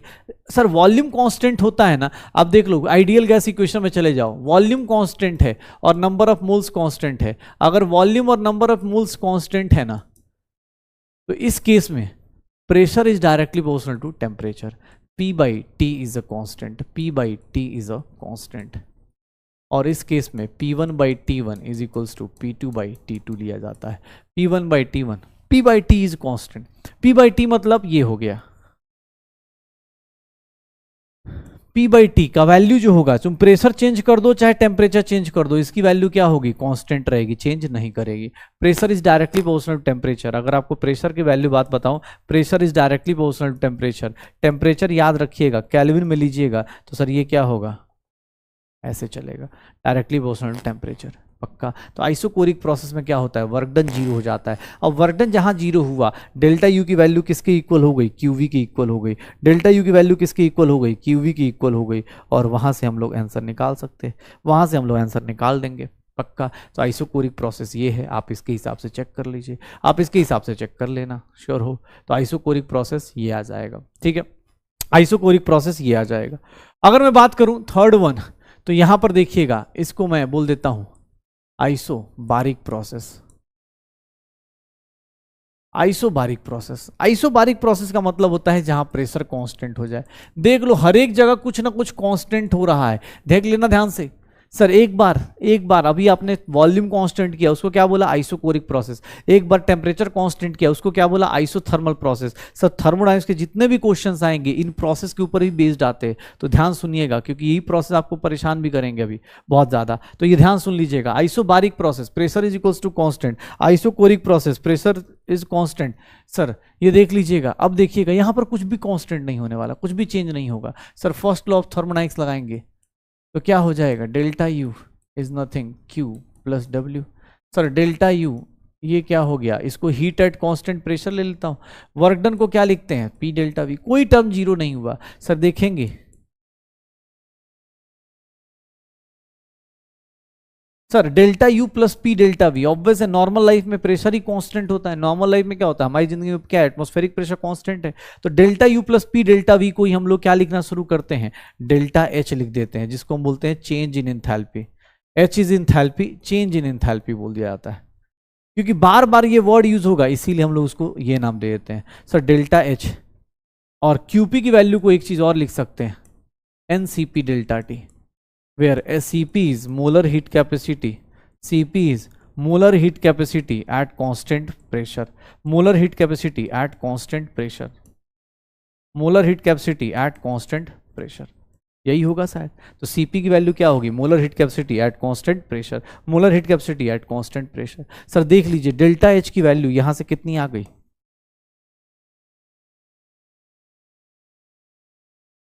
Heat at constant pressure for 1 मोल। 1 मोल की बात करेंगे तो सर डेल्टा एच की वैल्यू आ जाएगी Cp डेल्टा टी। 1 मोल की वैल्यू N1 पुट कर दो, delta H by delta T at constant pressure किसके इक्वल होगा, Cp के, या फिर यहीं पर अभी अपने पास dH by d T at constant volume pressure is equals to क्या आ जाएगा, Cp के इक्वल आ जाएगा। किसके इक्वल आ जाएगा, Cp के इक्वल। तो आइसोबारिक प्रोसेस में ये हो जाता है, आइसोबारिक प्रोसेस में ये हो जाएगा। आइसोबारिक प्रोसेस ऐसे काम करेगा कि भाई ये ऐसे ऐसे चल रहा है, ठीक है, आइसोबारिक प्रोसेस ऐसे चलेगा। ये देख लो अपने पास, आइसोबारिक प्रोसेस ऐसे काम करेगा, श्योर हो, आइसोबारिक प्रोसेस ऐसे काम करेगा। फर्स्ट लॉ ऑफ थर्मोडायनेमिक्स ऐसे हो रहा होगा। मुझसे किसने बोल दिया कि सर आइसोबारिक प्रोसेस में देख लो एक नया टर्म आ गया डेल्टा एच। सर यहाँ पर ना कोई पुराना टर्म जीरो नहीं हो रहा, इससे पहले वाले में सब में कुछ ना कुछ जीरो हो रहा था। यहाँ देखोगे वर्क डन जीरो हो रहा है, यहाँ पर क्या जीरो था, इंटरनल एनर्जी जीरो था। सर ये टर्म में अपने पास कुछ भी जीरो नहीं हो रहा। और जब प्रेशर कांस्टेंट होता है तो PV is equals to NRT पे देख लो। Sir pressure and number of moles को अगर कांस्टेंट कर दोगे, pressure and number of moles को कांस्टेंट कर दोगे तो volume is directly proportional to temperature. Volume is directly proportional to temperature. Volume और टेम्परेचर का ग्राफ अगर आप केल्विन में बनाएंगे तो ये क्या होगा, ये ऐसे जाएगा। Sir v by T is a constant, v by T is a constant. अगर v बाई टी को कॉन्स्टेंट कर देते हैं तो मतलब सर वॉल्यूम चेंज कर लीजिए या टेम्परेचर चेंज कर लीजिए, ये लाइन ऐसे हमेशा कांस्टेंट रहेगी। सर यहाँ पर हमेशा हम लोग लिख सकते हैं कि v1 by T1 is equals to v2 by T2। बस ये जितने फॉर्मूले आप लगाएंगे वो सारे के सारे सर क्या रखेंगे अपने पास, टेम्परेचर केल्विन में लेंगे। कभी भी ये फॉर्मूले में टेम्परेचर केल्विन में लेना है। किसी भी टाइप का केमिस्ट्री कोई भी न्यूमेरिकल करोगे फॉर्मूला हमेशा केल्विन में लोगे। कोई भी कुछ भी कहे केल्विन में ही चाहिए अपने को, पक्का। चलो अब देखना fourth one, that is known as adiabatic process. Adiabatic process, adiabatic process का मतलब क्या होता है, ध्यान सुनना। एडियाबेटिक प्रोसेस का मतलब क्या होगा सर, एडियाबेटिक प्रोसेस जहां पर सर वॉल से हीट इंसुलेशन जीरो हो जाए, मतलब हीट ट्रांसफर जहां जीरो हो जाए, जहां पर हीट का ट्रांसफर जीरो हो जाए, जहां हीट ट्रांसफर चेंज जीरो हो जाए, जहां हीट ट्रांसफर क्या हो जाए, जीरो। मतलब यहां पर हम लोग Q की वैल्यू जो Q ट्रांसफर था वो जीरो ले लेंगे। तो सर यहां फर्स्ट लॉ ऑफ थर्मोडायनेमिक्स लगाएंगे, तो अगर यहां फर्स्ट लॉ ऑफ थर्मोडायनेमिक्स लगाते हैं Q प्लस डब्ल्यू, देखिएगा delta U is equals to W, W adiabatic. तो डेल्टा U की वैल्यू क्या थी, NCV, डेल्टा T थी, तो देख लो यही हो जाएगा। एडियाबेटिक प्रोसेस में ध्यान सुनना, एडियाबेटिक प्रोसेस में वर्क डन एडियाबेटिक निकालना है तो NCV डेल्टा T निकाल दो या फिर डेल्टा U के इक्वल पुट कर दो। यहां पर एक बात बोली जाती है सर, आइडियल गैस की क्वेश्चन में क्या पढ़ा कि डेल्टा U, अगर आपका देखना, अगर देखना ध्यान से, अगर मैं बोलूं कि delta T temperature, delta T या टेम्परेचर डिक्रीज कर रहा है, टेम्परेचर डिक्रीज कर रहा है, इसका मतलब क्या हो गया कि सर डेल्टा T की वैल्यू लेस देन जीरो हो गई। क्यों, क्योंकि सर टेम्परेचर फाइनल कम होगा। सर टेम्परेचर डिक्रीज करेगा, इसका मतलब for ideal gas, ideal gas के लिए डेल्टा U भी क्या होना चाहिए, डिक्रीज करना चाहिए। क्यों, क्योंकि सर ऑब्वियस है टेम्परेचर डिक्रीज करेगा तो डेल्टा U भी डिक्रीज करेगा, और टेम्परेचर इंक्रीज करेगा, टेम्परेचर इंक्रीज करेगा मतलब डेल्टा T की वैल्यू क्या होगी, ग्रेटर देन जीरो होगी। और ये देखोगे सर यहाँ डेल्टा U इंक्रीज करेगा, डेल्टा U इंक्रीज करेगा। तो ये ऐसी चीजें चल रही होंगी। एडियाबेटिक प्रोसेस में ऐसे काम चलेगा, टेम्परेचर इंक्रीज और डिक्रीज निकालते रहिए, टेम्परेचर इंक्रीज और डिक्रीज निकालते रहिए, फर्स्ट लॉ ऑफ थर्मोडायनेमिक्स, ठीक है। डेल्टा U, अच्छा first law of thermodynamics, adiabatic condition में क्या होता है कि एडियाबेटिक में ना हीट कांस्टेंट है, तो यहां पर जो एडियाबेटिक में जो ग्राफ फॉलो किया जाता है पीवी की power gamma is equals to constant को फॉलो किया जाता है। पीवी की power gamma is equals to constant, या फिर यहां बोल देते हैं टीवी की power gamma minus one is equals to constant. Adiabatic में ये इक्वेशन यूज किया जाता है, या फिर हम बोल देते हैं पी वन की power minus gamma V T gamma is equals to constant. कहीं कहीं ऐसा भी लिखा हो सकता है gamma upon one minus gamma is equals to constant. सबसे पहले ये गामा क्या होता है ये देख लेते हैं, ठीक है। पीवी की power gamma is equals to constant, ठीक है। ये एडियाबेटिक में फॉलो होता है, बाकी सब जगह आइडियल गैस इक्वेशन फॉलो हो रही है। सर जब सब जगह देखोगे PV is equals to NRT, PV is equals to constant, ये चीजें होंगी। यहाँ देखो PV is equals to constant है, यहाँ PV is equals to constant नहीं है, यहाँ क्या कह रहे हैं कि सर पीवी की power gamma is equals to constant. Even आप स्लोप निकालेंगे एडियाबेटिक का ना, स्लोप ऑफ एडियाबेटिक अगर आप निकालेंगे, स्लोप ऑफ एडियाबेटिक ग्राफ, तो आपको स्लोप ऑफ एडियाबेटिक ग्राफ पता है कितना हो जाएगा, minus gamma P by V. कितना हो जाएगा, minus gamma P by V. Sir वहां पर आइसोथर्मल, और आइसोथर्मल का कितना था, स्लोप ऑफ आइसोथर्मल ग्राफ कितना था, स्लोप ऑफ आइसोथर्मल ग्राफ कितना होता है sir? Slope of isothermal graph था -p/v, मतलब दोनों निगेटिव हैं लेकिन गामा से मल्टीप्लाई हो गया। तो ऑब्वियस है, अगर आपको कोई इक्वेशन दी गई है या कोई ग्राफ दिया गया है प्रेशर वर्सेस वॉल्यूम का और दोनों में और ऐसे है, तो सर याद रखिएगा, हमेशा याद रखिएगा, ऊपर क्या होगा आइसो और नीचे वाला हमेशा क्या होगा एडियाबेटिक, क्योंकि नीचे वाला और ज्यादा स्लैंट होगा तो वो क्या होगा एडियाबेटिक, क्योंकि slope of adiabatic is greater than slope of adiabatic is slope of adiabatic ज्यादा है, स्लोप ऑफ एडियाबेटिक ज्यादा है as compare to isothermal. Adiabatic का स्लोप ज्यादा होगा as compare to isothermal. Adiabatic process ऐसे चलता है, एडियाबेटिक प्रोसेस ऐसे चलता है, ये देख लो, एडियाबेटिक प्रोसेस ऐसे चलता है, निकालते रहो। एडियाबेटिक प्रोसेस आइसोथर्मल प्रोसेस करते रहिए, श्योर है। तो एडियाबेटिक प्रोसेस में Q इज इक्वल्स टू 0, ये सब निकाल दो, temperature increase decrease, pressure volume gamma की पावर 1, करते रहिए। इवन यहां पर एक चीज और ध्यान रखिएगा, गामा क्या होता है, तो गामा एक्चुअली कुछ नहीं, देखना ध्यान से, gamma is nothing Cp upon Cv, इसके रेशियो को बोलते हैं, Cp अपॉन Cv इसके रेशियो को बोलते हैं। और Cp क्या होता है सर? Cp और Cv इसका रेशियो मैं सीधा सीधा ऐसे लिखवा देता हूं, क्योंकि ऑब्वियस है हम फिजिक्स में उतना ज्यादा डिटेल में नहीं जाएंगे। अगर मोनोएटॉमिक गैस है, लाइक हीलियम है, नियॉन है, ठीक है, तो इसके Cv की वैल्यू होती है 3/2r, Cp की वैल्यू होती है 5/2r और गामा की वैल्यू हो जाएगी 5/3। सर अगर डाई एटॉमिक की बात करें, अगर डाई एटॉमिक की बात करें तो डाई एटॉमिक में मतलब O2 हो गया, N2 हो गया, इन लोगों की बात की जाए तो डाई एटॉमिक में इसकी वैल्यू होती है 5/2r, इसकी वैल्यू होती है 7/2r और ये कितना हो जाता है 7/5, 1.4, ये कितना हो जाता है 1.67। डाई एटॉमिक के बाद अगर बात करें तो ट्राई एटॉमिक में देखा जाए, ट्राई एटॉमिक में दो कंडीशन आती है। अगर ट्राई एटॉमिक लीनियर है, लीनियर मतलब CO2 टाइप, तो सर इसका सेम वैल्यू आ जाएगा 5/2r, इसका 7/2r और ये कितना हो जाएगा 7/5, 1.4। अगर वही ट्राई एटॉमिक नॉन लीनियर आ गया, ट्राई एटॉमिक नॉन लीनियर आ गया like SO2, tri atomic non linear आ गया लाइक SO2, तो इसके केस में कितना आ जाएगा सर? यहाँ पर ये कितना आ जाएगा 3r, ये कितना आ जाएगा 4r और ये कितना आ जाएगा 4/3, 1.33। ये गामा की वैल्यूज जो होंगी ना, आपको थोड़ा सा ये अपने पास याद रखनी पड़ेंगी, कहाँ से डिराइव होती हैं, कैसे आती हैं, ये पूरा फिजिक्स का गेम है। फिजिक्स का गेम मतलब कि भैया वहां फिजिक्स में ना, फिजिक्स में आपको क्या किया जाएगा, डिग्री ऑफ फ्रीडम से रोटेट किया जाएगा कि डिग्री ऑफ फ्रीडम ऐसा ऐसा होता है तो इसलिए इनका वैल्यू इस तरह से फ्लक्चुएट करते हैं। हमें डिग्री ऑफ फ्रीडम से मतलब नहीं, हम गामा इज इक्वल्स टू क्या रख देंगे Cp अपॉन Cv। Cp क्या है, Cv क्या है, ये जान जाते हैं। Cp क्या थी सर? Cv क्या था? Molar heat capacity at constant volume. Cp क्या था? Molar heat capacity at constant pressure. इन दोनों का रेशियो ही क्या कहलाता है? गामा कहलाता है, गामा कहलाता है। और ये कहाँ आता है सर? यहाँ पर आ जाता है सर, ये इस जगह पे पहुंच जाता है। पक्का वैल्यूज पुट करो, आंसर निकाल दो। तो work done adiabatic NCV delta T, gamma की value Cp/Cv, mono atomic, di atomic, tri atomic, linear non linear करते रहिए, लीनियर नॉन लीनियर करते रहिए, हो जाएगा सर। एडियाबेटिक हो जाएगा, गामा की वैल्यू PV की पावर गामा, स्लोप किसका ज़्यादा, एडियाबेटिक का, फिर किसका, आइसोथर्मल का, निकाल सकते हैं सर। 4 प्रोसेस हो गए। चलो अब एक काम करते हैं, 5वें प्रोसेस पे आते हैं। 5वां प्रोसेस क्या है? Cyclic process. साइक्लिक प्रोसेस में क्या होता है, ध्यान सुनना। साइक्लिक प्रोसेस का मतलब क्या हुआ कि सर आपका इनिशियल और फाइनल स्टेट क्या होगा, इनिशियल एंड फाइनल स्टेट क्या होगा sir? Initial and final state will be same. Initial final state क्या होगा? फाइनल स्टेट सेम होगा। इनिशियल फाइनल स्टेट क्या होने वाला है? सेम होने वाला है साइक्लिक प्रोसेस में। साइक्लिक प्रोसेस का मतलब हो गया कि जहां से चले वहीं पर पहुंच गए। मान लो ऐसा ग्राफ बना देते हैं, यहां से चले यहां पे पहुंच गए, फिर यहां से चले यहां पर पहुंच गए, ये लो, यहां से चले यहां पर पहुंच गए, तो सर यहां पर पहुंच गए। सर इनिशियल फाइनल, अगर मैं बोलूं कि सर स्टेट फंक्शन का चेंज बताओ, स्टेट फंक्शन का चेंज बताओ साइक्लिक प्रोसेस में, साइक्लिक प्रोसेस में किसी भी स्टेट फंक्शन का चेंज क्या होगा?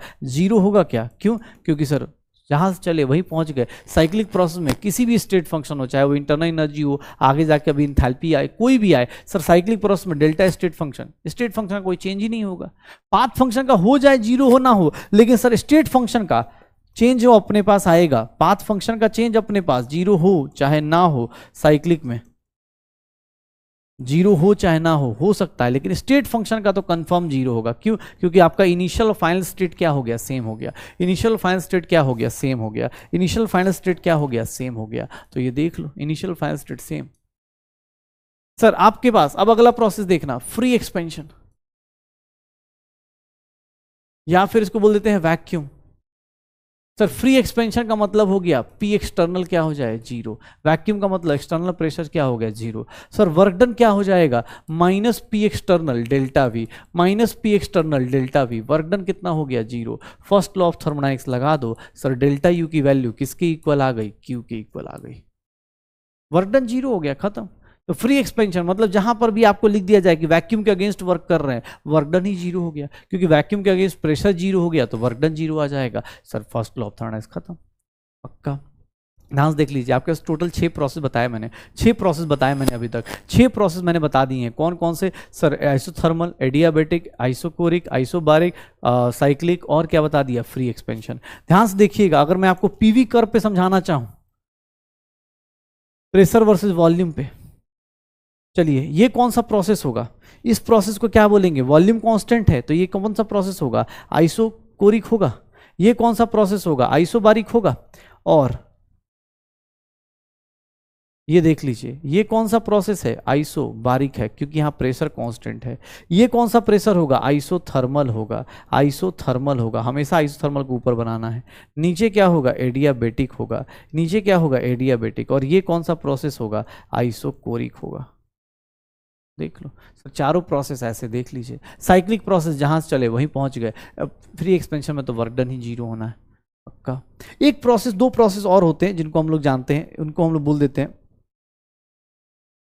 ध्यान सुनिएगा, दो प्रोसेस और होते हैं जिनको हम लोग बोल देते हैं सेवेंथ और एट्थ प्रोसेस। ध्यान सुनिएगा, इसको हम लोग बोल देंगे सेवेंथ प्रोसेस और एट्थ प्रोसेस। ये अब बार बार यूज होंगे, इसीलिए हम लोग इसको अब थोड़ा सा पढ़ लेते हैं। रिवर्सिबल का मतलब क्या होता है कि भाई साहब, रिवर्सिबल प्रोसेस मतलब जब कभी भी तुम रिटर्न आ जाओ, कभी भी वर्ड यूज करें रिवर्सिबल का मतलब, इसका मतलब क्या है कि इतना स्लो चलो, इतना स्लो चलो, इतना स्लो चलो, इतना स्लो चलो कि सामने वाले को कभी भी रिवर्स किया जा सके। मैं बोलूँ कि सर 4 से 5 पे जाना है, तुम बोलो सर 4 से 5 पे, अच्छा सर 4.001, 4.0002, 4.0003। अब ऑब्वियस है, इतना स्लो चलोगे कि मैं छोड़ दूंगा। मैंने कहा भाई ये तो 5 पे पहुंचता रह जाएगा। अब मान लो क्रैश कोर्स वाला ही बच्चा, आपको सोचे अरे सर एक दिन में इतना, भाई क्रैश कोर्स में आए हो, ऑब्वियस है चैप्टर फॉलो साफ मतलब फास्ट करना है, 2 महीने में 2 साल की चीज करनी है, तो ऑब्वियस थोड़ा स्लो मतलब। अब ऐसे कोई चले अरे सर प्रोसेस प्रोसेस ये होता है, ऐसे थोड़ा ना चल सकते भाई। ऑब्वियस है, इसमें चीज़ें आपको भी पता है, थोड़ा सा आपने रिस्क लिया है, अब हम भी रिस्क ले रहे हैं आपके साथ साथ। ध्यान सुनिएगा, ये प्रोसेस क्या होता है, इतना स्लो चलना शुरू कर दे, इनफाइनाइटली स्लोली चलना शुरू कर दे। मतलब ऐसी हालत हो जो इसको ड्राइविंग फोर्स है ना, जैसे मैं क्या बोला तुम्हें, मैंने बोला कि एक काम करो, मैं तुम्हें मोटिवेट कर रहा हूँ, एक काम करो, अगर तुम्हारे 300 नंबर आए तो अगली बार तुम 350 लेके आओ, अगली बार तुम 400 लेके आए, मतलब अगली बार तुम 400 लेकर आओ। ऐसे मैं तुम्हें मोटिवेट कर रहा हूँ, मैं ड्राइव करने की कोशिश कर रहा हूँ, और तुम्हारा ड्राइविंग फोर्स पता है क्या है, 300 से 301। सर कितने मार्क्स बढ़े, 1 नंबर बढ़ गए सर टेस्ट में, 300 से 301 हो गए। अगले टेस्ट में कितने हुए, 302 हो गए सर। अगले टेस्ट में कितने हो गए, 303 हो गए। 4 टेस्ट के बाद हम लोग साइड। तुम्हें भी, तुम्हारा कोई दोस्त ही हो, सोचना तुम्हारा कोई दोस्त हो, तुमसे कोई बोले भाई मेरे पता है पिछले वाले टेस्ट में 304 नंबर थे, अब क्या 305 है, 1 नंबर बढ़ गए मेरे, तुम्हें कितनी खुशी होगी ना। अगर इतना स्लो प्रोसेस चलेगा तो तुम उसको क्या बोलोगे, सर रिवर्सिबल, कि भाई ये तो कभी भी एक क्वेश्चन गलत करेगा पीछे आ जाएगा। क्यों? क्योंकि सर इसका ड्राइविंग फोर्स इतना स्ट्रांग है ही नहीं। इसका जो ड्राइविंग फोर्स है, मतलब जो इसका एक्सटर्नल प्रेशर है, वो ऑलमोस्ट इक्वल्स टू क्या होगा, इंटरनल प्रेशर के इक्वल होगा। जो इसका एक्सटर्नल प्रेशर है वो किसके इक्वल होगा, इंटरनल प्रेशर के इक्वल होगा। जो भी इसका एक्सटर्नल प्रेशर होगा किसके इक्वल हो जाएगा, इंटरनल प्रेशर का। सर किसी भी टाइम पे इसमें सर क्या किया जाता है, इक्विलिब्रियम को डिस्टर्ब नहीं किया जाता है। इक्विलिब्रियम ऑलरेडी ऑब्वियस है, मतलब मस्त मगन चलता रहता है। ये इनफाइनाइट टाइम में कंप्लीट होगा। तुम्हें लगता है ये प्रोसेस इमेजिनरी है, ये प्रोसेस ऐसा इमेजिनरी होता है। अब कोई बच्चा बोले कि सर मैंने इस साल नीट दिया 400 नंबर आए, अगले साल दूंगा 401 नंबर आएंगे, उसके अगले साल दूंगा 402 नंबर आएंगे। घर वाले ही बेटा हाथ जोड़ लेंगे कि बेटा कोई बात नहीं, कभी कभी गलतियां हो जाती हैं, हाँ तुमसे नीट करवाने की गलती हमने कर ली। तो देख लीजिएगा, यही रिवर्सिबल प्रोसेस, मतलब इतना स्लो हो जाए, इतना स्लो हो जाए। मतलब अगर मैं बोलता हूं, ध्यान सुनना, इतना अगर देखना ग्राफ वाइज सुनो, एक्सपेंशन का ग्राफ बता रहा हूं, ठीक है। ये देखो मैं बोल रहा हूं कि भैया तुम्हें ना यहां से यहां आना है, तुम बोल रहे हो सर छोटू छोटू छोटू छोटू छोटू स्टेप्स में आओगे, छोटे छोटे स्टेप्स में, वहीं इरिवर्सिबल होगा ना, एक झटके में आएगा। इरिवर्सिबल क्या कहता है कि भैया ये देखिएगा आप यहां से यहां आ रहे थे, एक काम कीजिए। कैसे सर? इस वाले प्रोसेस को पहले आपने क्यों किया? क्योंकि इसमें वर्क डन जीरो हो जाता है। देखो वर्टिकली अपवर्ड या डाउनवर्ड जाओगे ना, वर्क डन क्या रहेगा? जीरो, क्योंकि वॉल्यूम कांस्टेंट रहेगा। पहले आपने ये प्रोसेस किया, फिर कौन सा प्रोसेस कर दिया? ये। तो सर देख लीजिए ऊपर वाला क्या कौन सा प्रोसेस है? रिवर्सिबल। नीचे वाला कौन सा प्रोसेस है? इरिवर्सिबल। अगर वही कंप्रेशन के लिए बोलता तो कंप्रेशन में क्या होता है सर? वॉल्यूम कम करना होता है। ये देखिएगा प्रेशर और वॉल्यूम का, ये देखो यहां से यहां जाना है तो ये भाई साहब छोटे छोटे छोटे छोटे छोटे छोटे स्टेप्स में जाएंगे, ये यहां से यहां। लेकिन अगर भाई साहब इसको बोल दिया मैंने कि तू एक काम कर भाई, जल्दी जल्दी जा, तो पहले क्या करेगा? वर्टिकल चढ़ेगा और फिर क्या हो जाएगा? यहां चला जाएगा। देख लो ये क्या है? रिवर्सिबल, और ये क्या है? इरिवर्सिबल। पहले उस काम को करेगा जिसमें वर्क कम लगना है, फटाक झटके से करेगा। इसीलिए बोलते हैं इरिवर्सिबल काम करना है, इरिवर्सिबल काम कीजिए। ये देखिए ना, ये क्या होता है सर? ये भी carried out, not carried out. ये क्या होता है? रैपिडली होता है। रैपिडली क्यों होता है? क्योंकि सर इसका एक्सटर्नल फोर्स जो होता है ना, वो बहुत ज़्यादा मोटिवेटिंग होता है एज कंपेयर टू इंटरनल।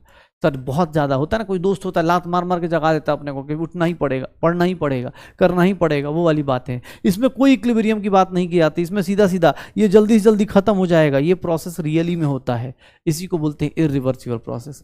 ध्यान से देखिएगा ऊपर जो दोनों दोनों ग्राफ बनाए गए हैं, एक्सपेंशन में पहले वो वाला वर्क डन क्यों हो रहा है? क्योंकि उसमें वर्क डन जीरो होता है। जब भी आप वर्टिकल मूव करते हैं, अपवर्ड चाहे डाउनवर्ड, आपका वर्क डन जीरो होगा। इसीलिए देखेंगे इरिवर्सिबल प्रोसेस वो वर्क पहले करता है जिसमें वर्क डन जीरो हो। सर एक्सपेंशन में किसका वर्क डन ज्यादा है? एरिया अंडर द कर्व किसका ज्यादा है? एरिया अंडर द कर्व किसका ज्यादा है? रिवर्सिबल का, यहां से लेकर यहां तक का एरिया इरिवर्सिबल का कम है। कंप्रेशन में बात करेंगे तो कंप्रेशन में किसका ज्यादा होगा? इरिवर्सिबल का ज्यादा होगा as compare to reversible, as compare to reversible. पक्का? तो ये देख लो रिवर्सिबल और इरिवर्सिबल की बातें। 8 टाइप के प्रोसेस हमारे पास टोटल आ गए, 8 टाइप के प्रोसेस हमारे पास टोटल आ गए, चाहे वो साइक्लिक हो, चाहे फ्री एक्सपेंशन हो, चाहे कोई भी हो। पक्का हो जाएगा सर? ये पूरा का पूरा थर्मोडायनेमिक्स की कहानी हो जाएगी। चलिए एक काम कीजिए, ये बताइए, एक आइडियल गैस है, आइसोथर्मली एक्सपैंड कर रहे हैं। आइसोथर्मली वर्ड जैसे ही यूज किया सर, इसका डेल्टा ई कितना होगा? इंटरनल एनर्जी का चेंज कितना होगा? कुछ भी कैलकुलेट करने की जरूरत है क्या? क्यों? क्योंकि आइसोथर्मल में आइडियल गैस का सर इंटरनल एनर्जी का चेंज कितना होता है? जीरो। इंटरनल एनर्जी का चेंज कितना होता है? Zero. In which process net work done is zero? तो कौन सा प्रोसेस होगा? साइक्लिक में जरूरी नहीं, लेकिन आइसोकोरिक में हो जाएगा, फ्री एक्सपेंशन में हो जाएगा। इन दोनों में क्या होगा sir? Net work done zero होगा, नेट वर्क डन जीरो होगा। कांस्टेंट वॉल्यूम पे हीट कर रहे हैं, कांस्टेंट वॉल्यूम का मतलब वर्क डन क्या हो गया? जीरो। आइसोकोरिक प्रोसेस में वर्क डन क्या हो गया? जीरो। पहले खोजो वर्क डन कहां कहां जीरो है। सर एक ही ऑप्शन मिलेगा, ये एग्जाम में आया हुआ ऑप्शन है, एग्जाम में आया हुआ क्वेश्चन है, वर्क डन एक ही जगह जीरो मिलेगा, बाकी चीजें आपको ऐसे ही सही हो जाएंगी। क्योंकि कांस्टेंट वॉल्यूम है तो वर्क डन क्या हो गया आपका? जीरो हो गया। ठीक है, चलो हो जाएगा सर। कांस्टेंट वॉल्यूम है तो वर्क डन क्या हो जाएगा? जीरो। बस एक लास्ट चीज पढ़ते हैं फिर खत्म कर लेते हैं, थोड़ा सा छोटा सा चीज है देख लेंगे। इंथैल्पी, इंथैल्पी क्या बोलते हैं सर? इंथैल्पी हम लोग किसको बोलते हैं कि इट इज द, ध्यान सुनिएगा, इट इज द, एच से रिप्रेजेंट किया जाता है, it is represents, it represents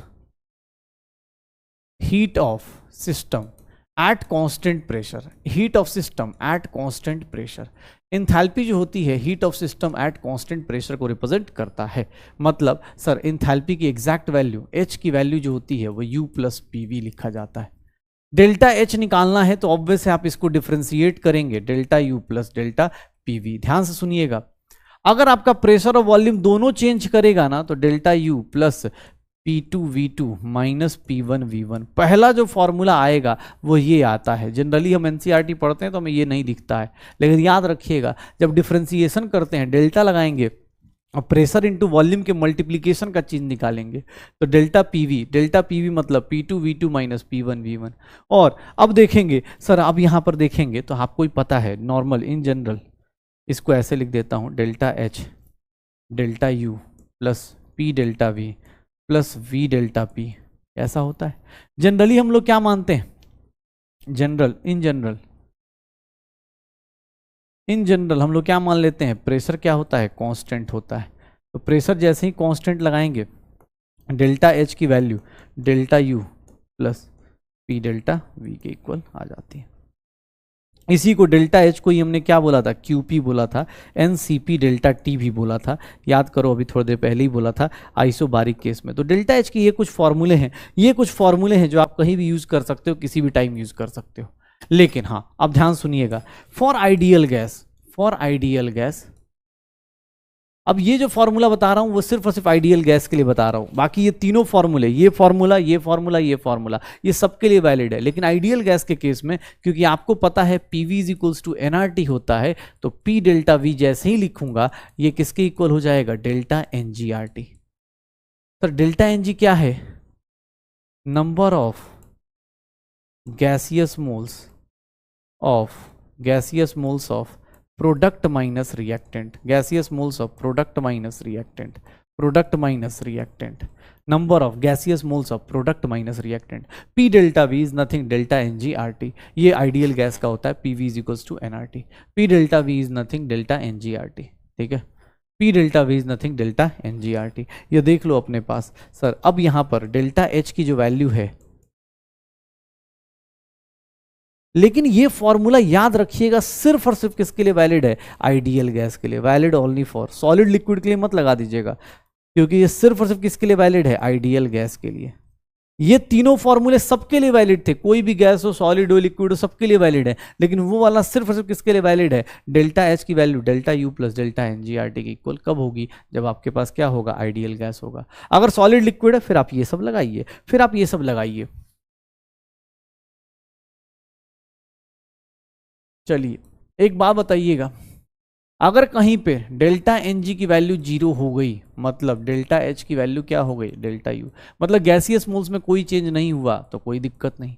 अगर ये वैल्यू ग्रेटर हो गई तो डेल्टा एच की value greater than delta U हो जाएगी, और अगर इसकी वैल्यू ग्रेटर लेस देन 0 हो गई तो डेल्टा एच की value less than delta U हो जाएगी। तो कोई भी रिएक्शन जहां पर ऐसा चीजें दिख जाए, जहां पर डेल्टा एन जी का चेंज अगर निगेटिव है तो सर डेल्टा एच की वैल्यू डेल्टा यू से कम हो जाएगी। डेल्टा एन जी की वैल्यू ग्रेटर देन 0 हो गई तो डेल्टा एच की value greater than delta U हो जाएगा। पक्का हो जाएगा सर। डेल्टा एच, सर आपके पास 3 फॉर्मूले मैंने बताए,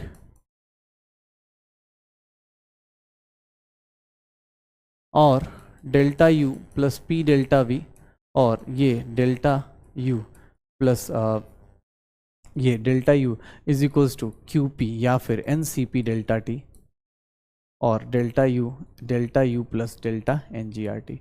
ऊपर के तीनों फॉर्मूले सबके लिए वैलिड है, लेकिन ये वाला सिर्फ और सिर्फ आइडियल गैस के लिए वैलिड होगा। पक्का कर लोगे, देखोगे जैसे फॉर एग्जांपल ये देखो, डेल्टा एच डेल्टा यू के इक्वल कब होगा, ये सब सर जी जी जी लगा रहा हूं, देख लो क्या हो जाएगा। आई थिंक सबको पहला ऑप्शन ही दिख गया होगा, ठीक है, पहला ऑप्शन ही होगा अपने पास। डेल्टा एच डेल्टा यू के इक्वल कब होता है, डेल्टा एच डेल्टा यू के इक्वल कब होता है, जब सर डेल्टा एन जी की वैल्यू क्या हो जाए, 0 हो जाए। पहले ही केस में हो जाएगा डेल्टा एन जी की value 0। Delta H delta U के इक्वल कब होगा, देखो डेल्टा एच डेल्टा यू की इक्वल क्या होगा, डेल्टा एन जी निकालो इस केस में। प्रोडक्ट में कितने गैसियस मोल्स हैं, 2, रिएक्टेंट में कितने हैं, 1, तो ये डेल्टा एन जी। प्रोडक्ट में कितने हैं सर, 2, रिएक्टेंट में कितने हैं, 3, -1। सर यहाँ डेल्टा एन जी, प्रोडक्ट में कितने हैं, दिस, सर यही मेरा आंसर हो जाएगा। डेल्टा एच किसके इक्वल आ जाएगा, डेल्टा यू के। डेल्टा एच किसके इक्वल आ जाएगा, डेल्टा यू के। देखो ना sir, delta H minus delta U कितना आएगा, delta H is equals to delta U plus delta N G R T होता है। Sir delta H minus delta U किसके इक्वल आएगा, delta N G R T के, यही होगा शायद, निकालो। डेल्टा एन जी कितना होगा इस रिएक्शन का, डेल्टा एन जी कितना होगा, प्रोडक्ट में कितने गैसियस मोल्स हैं, 3, याद रखना गैसियस मोल्स, लिक्विड का मत ले लेना भाई। 3 - 6 कितना होगा, -3, तो ये किसके इक्वल आ जाएगा, -3 आर टी के इक्वल आ जाएगा। किसके इक्वल आ जाएगा, -3 आर टी के इक्वल आ जाएगा। किसके इक्वल आ जाएगा, -3 आर टी के इक्वल आ जाएगा। सर देखिएगा, अगर एक आइडियल गैस है, वर्क डन उसका 0 है, वर्क डन 0 है, तो delta U is equals to what, delta Q हो गया। डेल्टा यू ऐसे लिख देता हूं, D U is equals to D Q हो गया। अगर इसकी वैल्यू निगेटिव आ रही है मतलब डेल्टा यू की वैल्यू भी क्या आ जाएगी, निगेटिव आएगी। और डेल्टा यू निगेटिव हुआ, इंटरनल डिक्रीज हो रहा है, मतलब टेम्परेचर क्या होना चाहिए आपका, डिक्रीज होना चाहिए। टेम्परेचर क्या होना चाहिए आपका, डिक्रीज होना चाहिए। पक्का हो जाएगा सर। तो ये छोटी छोटी चीजें अब आपको, चलो आज की क्लास में काफ़ी है, इतना करते हैं, ठीक है ना, क्योंकि अब डेल्टा एच एंथैल्पी और इसके ऊपर की कहानियाँ अब अगली क्लास में करेंगे, क्योंकि अगली क्लास में सेकंड लॉ आएगा, थर्ड लॉ आएगा, उन सबको फिनिश करेंगे। आज हमने सबसे पहले क्या करा है थर्मोडायनेमिक्स में, बेसिक टर्म्स कर लिया है सर, जीरोथ लॉ कर लिया है, काफ़ी difficult law of zeroth law of thermo कर दिया है, और फर्स्ट लॉ ऑफ थर्मोडायनेमिक्स कर दिया है, फर्स्ट लॉ ऑफ थर्मोडायनेमिक्स कर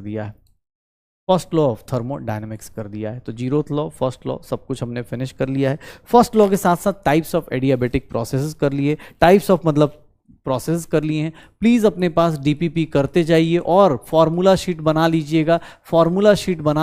रीजन की फॉर्मूला शीट आपके बहुत काम आएगी सर। यहाँ पर इस चैप्टर में बहुत सारे फॉर्मूलाज आते हैं और इन्हीं के ऊपर क्वेश्चंस आते हैं, तो कोशिश कीजिएगा फॉर्मूला शीट को यूज करें, फॉर्मूला शीट को अच्छे से मतलब बना लें, ठीक है। तो चलो भाई खत्म करते हैं, काफ़ी लंबी लेक्चर्स हो गए। आज थर्मोडायनेमिक्स चालू हो चुका है, 5वां चैप्टर अब चालू हो चुका है। 6ठे चैप्टर जाने से पहले 5वें चैप्टर को अच्छा कीजिए, कोशिश कीजिए भाई थर्मोडायनेमिक्स की शुरुआत अच्छी हो, क्योंकि अगली क्लास में थर्मोडायनेमिक्स और अच्छा हो जाएगा, उसके बाद थर्मोकेमिस्ट्री। ओके, तो चलो मिलते हैं अगली क्लास में, तब तक पढ़ाई करते रहो, एंजॉय करते रहो।